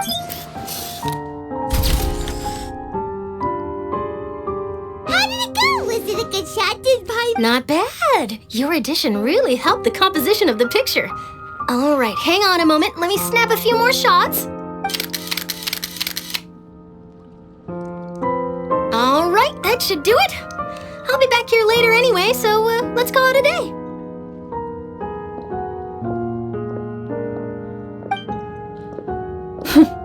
You're very quick. Speed is of the essence when it comes to the news. And also, not to brag, but I'm pretty good at building connections. Who knows? I might eventually get that interview with you after all, Miss Claret. Wow, you really do have that never say die I'll hazard a guess that this is how you got that interview at the Fortress of Meripede. Whoa, you're well informed. Let me make a guess too. I asked Sijuin, who told Monsieur Nervillette, and he told you, right? That's a very complete information. In truth, all Monsieur Nervillette asked me was, when did the fortress become so friendly towards the media? I told him that it was best not to speak too soon. There's no guarantee that Ridsley will make a personal appearance. You're right. I've got to treasure every moment I have with them. In which case, I'll be making a move first. Stay safe now. And tell me if you hear anything interesting. I'll treat you to afternoon tea in exchange.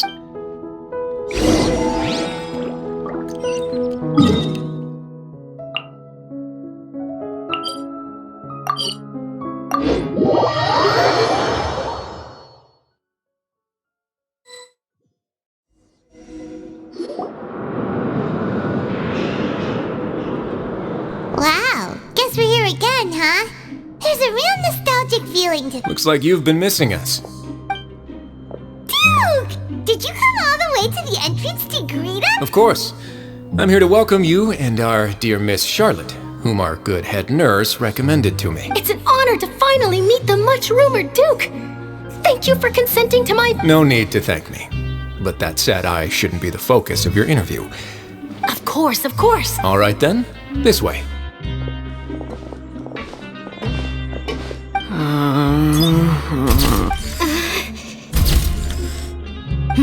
Hey, no need to be so nervous. I've already taken all the photos. Miss Charlotte, do these pictures really need to be published on... It would seem that Miss Lorvine doesn't want her face to appear beside that of Mr. Jurier, Sir, please don't say things like that. But it looks like dear Mr. Jurier denies it. Might this interview be very important? No, I just... This is my first time being interviewed, and I'm very thankful to the... Now, I might not look it, but I actually did meet Mr. Edwin once. And I'll be honest, I enjoyed chatting with you more.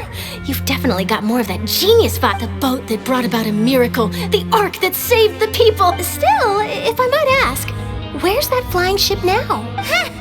Looks like Charlotte's trying to get herself another exclusive... I have to apologize, but that ship is presently in the bowels of our factory. I'm afraid it won't be easy for you to get a shot of it. Really? Well, then in that case... You already know my answer, I'm afraid. Best you interview our head nurse instead. Or perhaps you'd like to take another photo of this couple of researchers? Did you really have to use the word couple? Well, then 2 solo photos will do. Is my hair messed up? Please, someone help me have a look. Things sure are getting pretty lively here. Oh, seems like everyone's here. Would any of you like to try this new... Ah, Sijuin. Hey, Miss Charlotte. Why don't you, take some pretty photos of our head nurse? Sure. Come on, Miss Sijuin. Over this way. Let's find a brighter spot. Huh? Sure. Do I have to smile? So, how have things been at the... Same old, as you can see. Fontaine's undergone some changes, but this place is still more or less the same. Other than that flying ship, it got a tad too much attention, I think. That's why I decided to let the interview go through. We should direct more public opinions toward the behind-the-scenes heroes. Am I right? You're too kind, sir. I believe that you too should have your day in the sun. Not that you would want that. I'll just leave the spotlight to you two. I see. Lots of things happened that day, huh? Anyway, regarding that Harbinger, I'm not sure you remember, but his 3 young followers are still waiting for his return. He sure did win them over, huh? I'll tell them that there's good news and bad news. The good being that their boss seems fine, and the bad being that they must face extended sentences for abetting his escape. Oh, actually, what about you? What change can there be? The fortress will keep chugging along, and so will my duties. As to what Miss Farina's departure will mean for the nation, and if our laws and governance will be transformed, we'll leave those to the folks in the overworld. Hey everyone, the photo shoot's done. Good. In that case, let's call it a... Thanks for your cooperation. Come on, Traveler, let's go. There'll be a next time? Maybe. Who knows? I might write a story about the underwater factory next time. All right, last stop, the docks.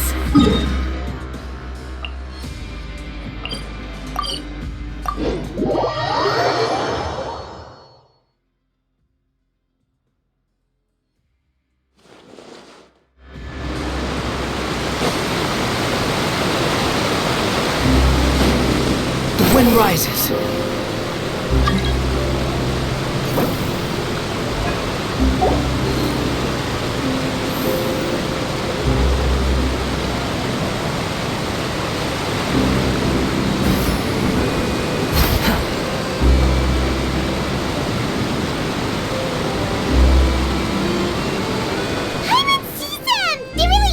Navia mentioned that she stayed in touch with Linny and the others after working together.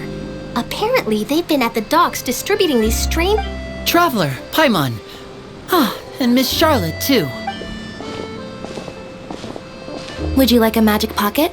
What sort of gadget is it? It's a wondrous bag that can be used to carry many things. The water level has returned to normal, but if you see any of your things floating around, you can use this to carry them. Or you could trick a friend into doing it for you. Trick a friend? I wonder which of my friends would fall for... You could just make a friend like Fremine here. Isn't that right, Fremine? Is this what you meant by, I'll help you make some more friends? To be honest, that sounds pretty sweet. Could I have your contact? Sure. You sure are working hard to help Fremine socialize. He was the one who proposed doing this.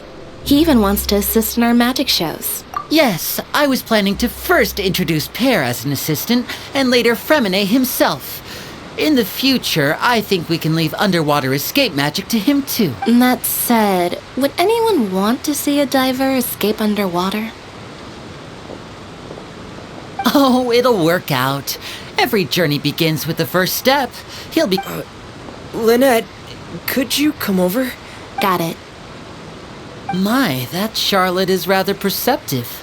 She got rid of everyone the moment she realized I had something to say to you. Father says that you did a great deal during the latest events. That's all right. We were more than happy to help. Oh, I guess you haven't heard. After Lady Farina left, Father and Monsieur Nervillet opened negotiations, during which he gave Fontaine's gnosis to her as a diplomatic gift. A diplomatic gift? A gnosis? Yes, I was quite surprised at first myself. But when I thought it over, there were actually a number of things going for it. It could have been done as an apology for the incident with Lord Child, or as thanks for his help in tying the all-devouring narwhal down. Furthermore, Father did also lend significant aid to Fontaine and Poisson. That's true, but this is a gnosis we're talking about. Doesn't this seem a bit... I would agree, but I've also heard that it seems that... So there's some reason for this that only Nervillet knows about? I suspect you'll have to ask him about that yourself. Yes, speaking of... Isn't he real busy? But back to the topic. The Gnosis was given... They say that he's returned to Snezhnaya to recover from his wounds. I hear that the recent disaster really did a number on his health. That's true. When you think about it, we've had loads of run-ins with the Fatui. To think we'd be allied... So shocked by such a simple switching of sides?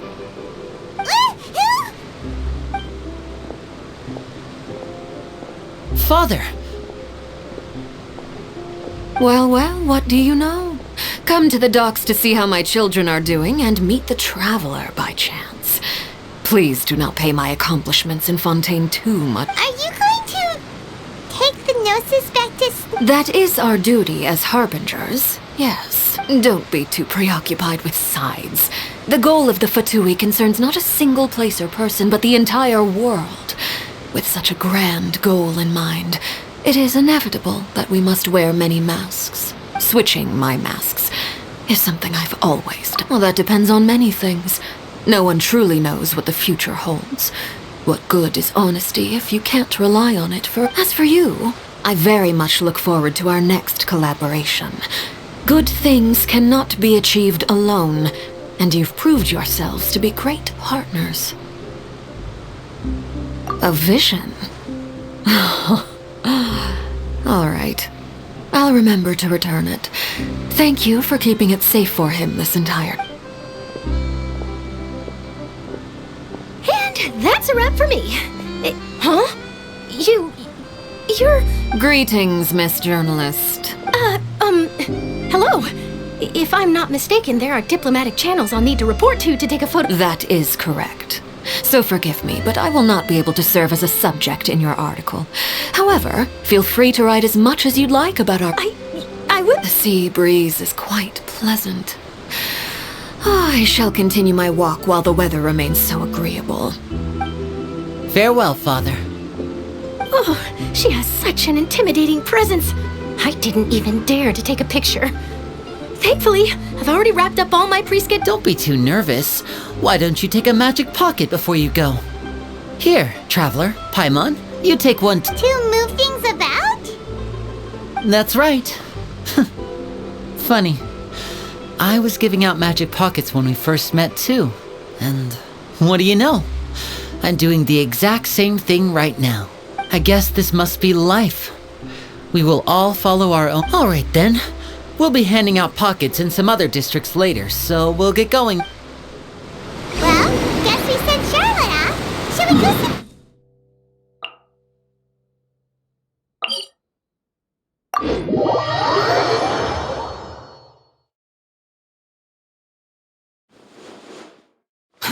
Behold!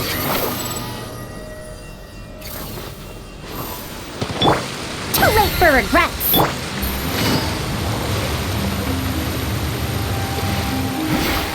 Squall Fury!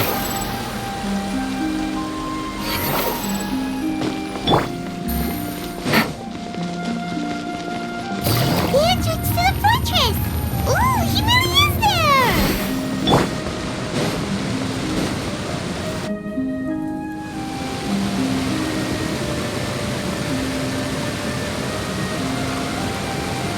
So, you really are here, Nervalette!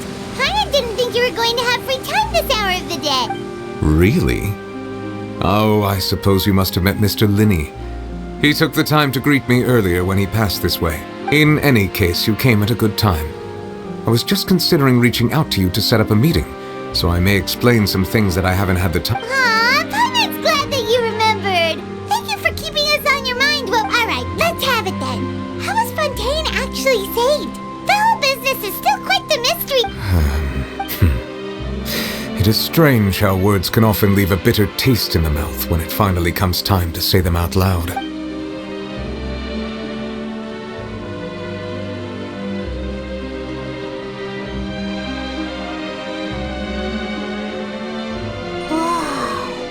So that's what happened?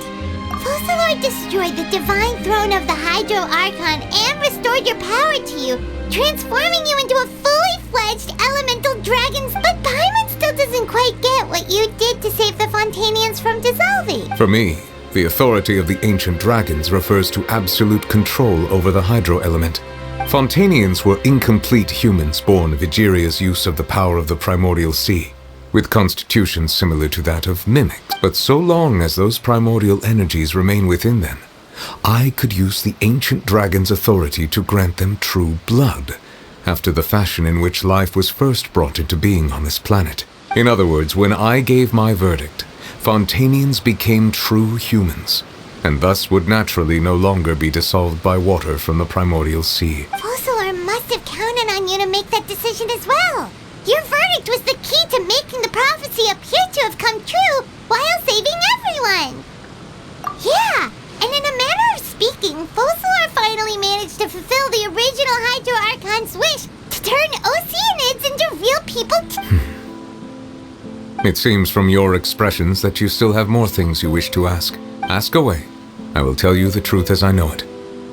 I have investigated his case along many avenues, and I have learned that he once fell into an unknown chasm when he was young.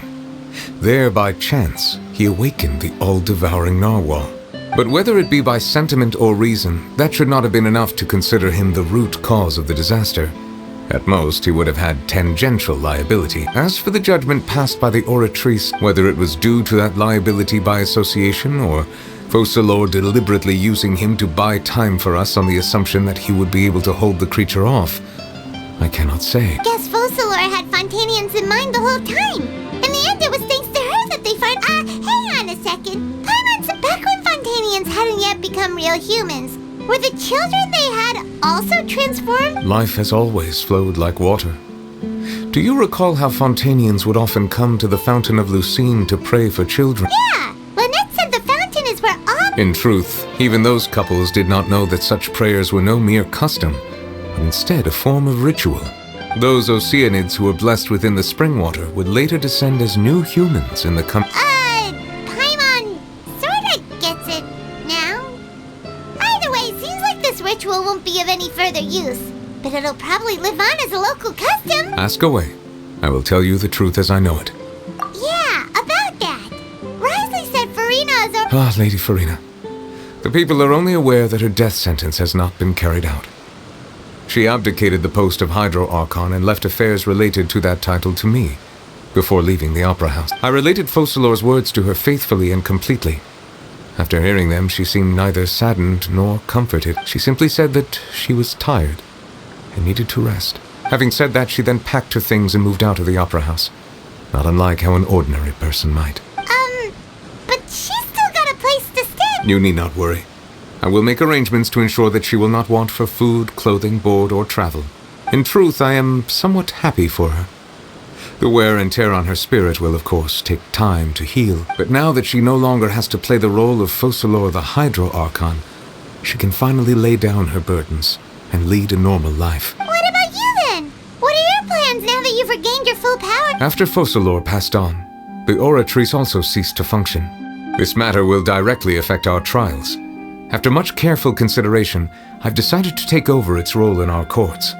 From now on, I shall hear cases and pass verdicts by myself. Looks like you're still considering stuff from the perspective of the Udex, huh? As an elemental dragon, there are indeed many things that I must do. But this power and this duty, in a manner of as such, before I attend to my other responsibilities, I must first and foremost continue to serve Fontaine as its highest judge. The duty of the Hydro Sovereign and the duty of the Udex. Additionally, the Hydro Archon's departure has brought about another problem, which is that the Opera House shall no longer produce indemnitium. That's true. That power was derived from the people's faith in the Hydro... Wait, but the various mechs and machines in the city are all still okay. Where are the... As I am now, I have full command over New Musia, and it can serve as a complete substitute. Another reason why I cannot quite leave Fontaine immediately. This ancient dragon's authority stuff is really quite useful. Ask away. I will tell you the truth as I know it. Oh, that's right! They say you've given it to the knave as a diplomatic gift. Leaving aside their intentionality, the two Fatui Harbingers have indeed done much for us during this crisis. Their sole remaining goal in Fontaine, at least at this point, would seem to be the Gnosis. The Oratrice has ceased to function. The Hydro Archon's divine throne is now no more. and I do not need the Gnosis's power. As such, it has lost all meaning for Fontaine. If the Fatui have impure designs, then we might as well accede to their request now, and avoid unnecessary conflict. What complicated considerations? Paimon thought you were just... Ask away. I will tell you the truth as I know it. You will soon be heading to Natlan, I presume. I'm afraid that I have little talent as a travel guide, so as far as I'm aware, Natlan can be said to be a nation of dragons. A nation of dragons? You mean like you? No, I suspect that I would not find myself welcome there. Unlike ancient dragons such as myself, the dragons of Natlan have undergone long years of development and evolution. Large numbers of them have entered a form of coexistence with humanity. Natlan is also the nation of war. War ravages those lands like an undying flame. There is one other piece of information I got incidentally from my negotiations with the Knave that I believe may be useful to you. The harbinger known as the Captain has thrown his hat into the endless ring of war. The Captain. Sounds like a real tough customer. Seriously, everywhere you look, there's a Fatui harbinger doing their thing. I suggest that you fully prepare yourself before going to Natlan. In the meantime, Fontaine's doors will always be open to you. Ask away. I will tell you the truth as I know it. Hang on a sec. When we spoke to Linny earlier, he mentioned that your attitude we guessed that there might be some reason... No wonder the House of the Hearth is the Fatui's intelligence division. They are certainly sharp. So regarding this specific issue, I was just getting ready to share something with you. What? In truth, I exchanged some further words with that lady named Skirk after sending you two back to the surface. It went something like this.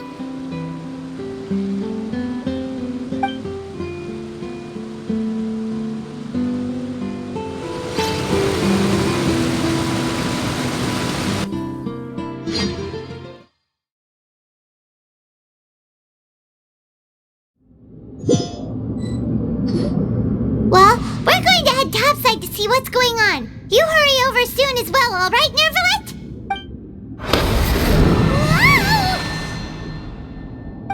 What next?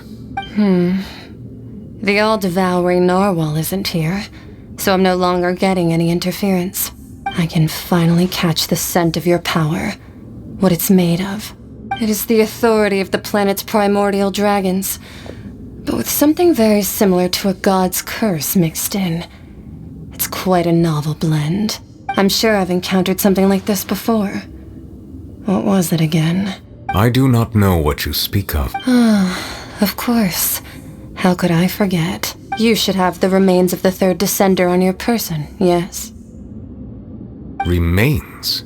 I've never heard of any such thing. According to your parlance, I believe it may be called a gnosis. Well, that much is true. After Focalor's divinity faded, she handed her gnosis to me, but I fear I have never heard of it described in the manner that you just did. I've been training with my master, the Foul, ever since I was young, and I have never returned to the surface since. So most of the information I possess, I got from him. It is only natural for those who are greater than humanity to possess a different sort of common sense, which is why there are so many problems in our attempts to communicate with humans. Regardless, you should probably get rid of objects of misfortune to prevent any disasters from befalling you. To live in itself is a blessing. But once a person dies, the bonds he once had with this world shall all turn to curses. What do you mean by that? No need to fret. These are just my personal thoughts, and my reason for no longer wishing to return to the surface. This third descender you refer to, who are they? And when did they die? Master never mentioned them to me. Perhaps it just wasn't that important for me to know. If you're interested, though, I could ask him. I'll be sure to pass the answer on to you next time. Next time? You believe we will meet again? I do. Wait. I have a disciple of my own, don't I? He can be the messenger then.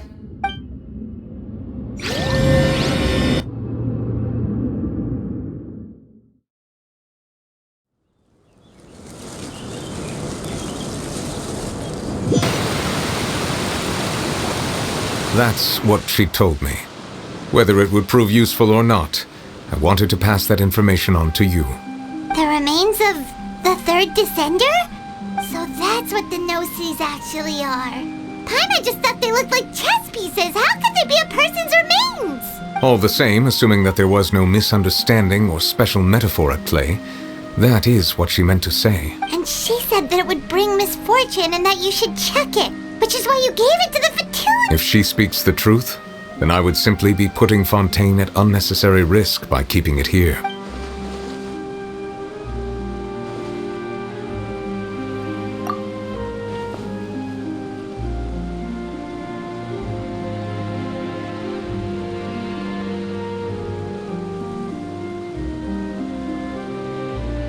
I guessed that you might already be familiar with this concept, but I did not expect you to be one of them. That means that the no-sees, which are exceedingly element-compatible and can even enhance elemental abilities, do indeed come from the third descender. I wonder, does your body also possess similar properties? Like being able to use elemental powers without a vision. That does sort of count as special compatibility, right? No, let's not think about this stuff right now. Comparing the Traveler to the dead third descender and all.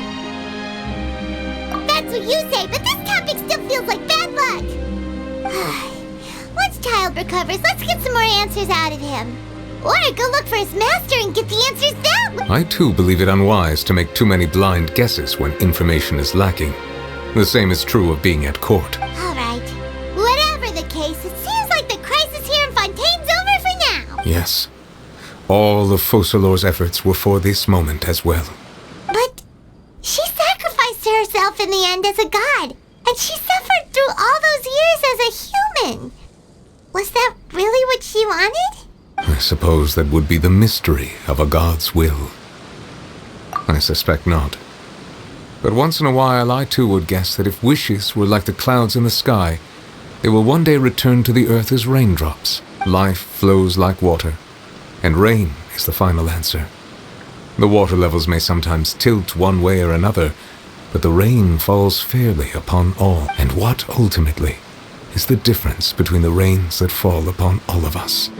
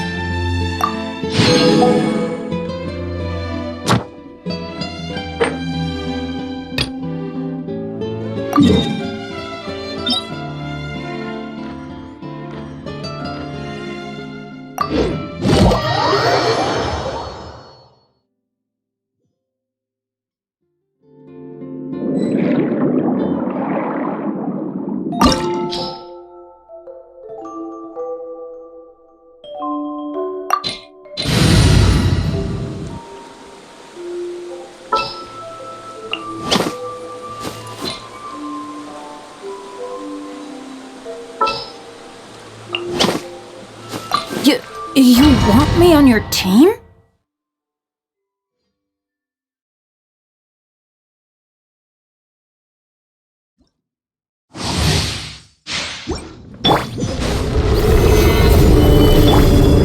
Gears of the storm! Everybody stand back! Behold!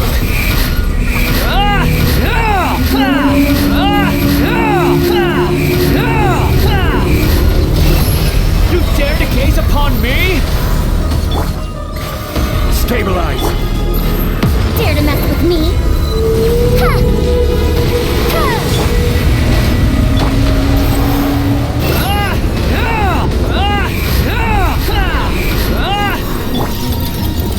Gather! Too late for regrets. Squall and Fury!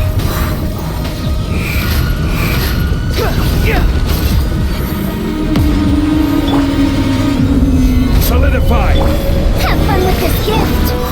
The wind rises.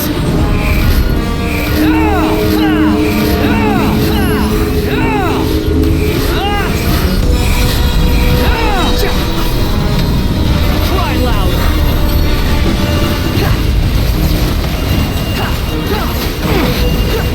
Behold! How amusing. The prize!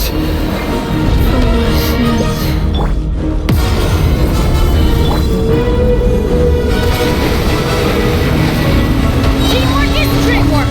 The wind rises.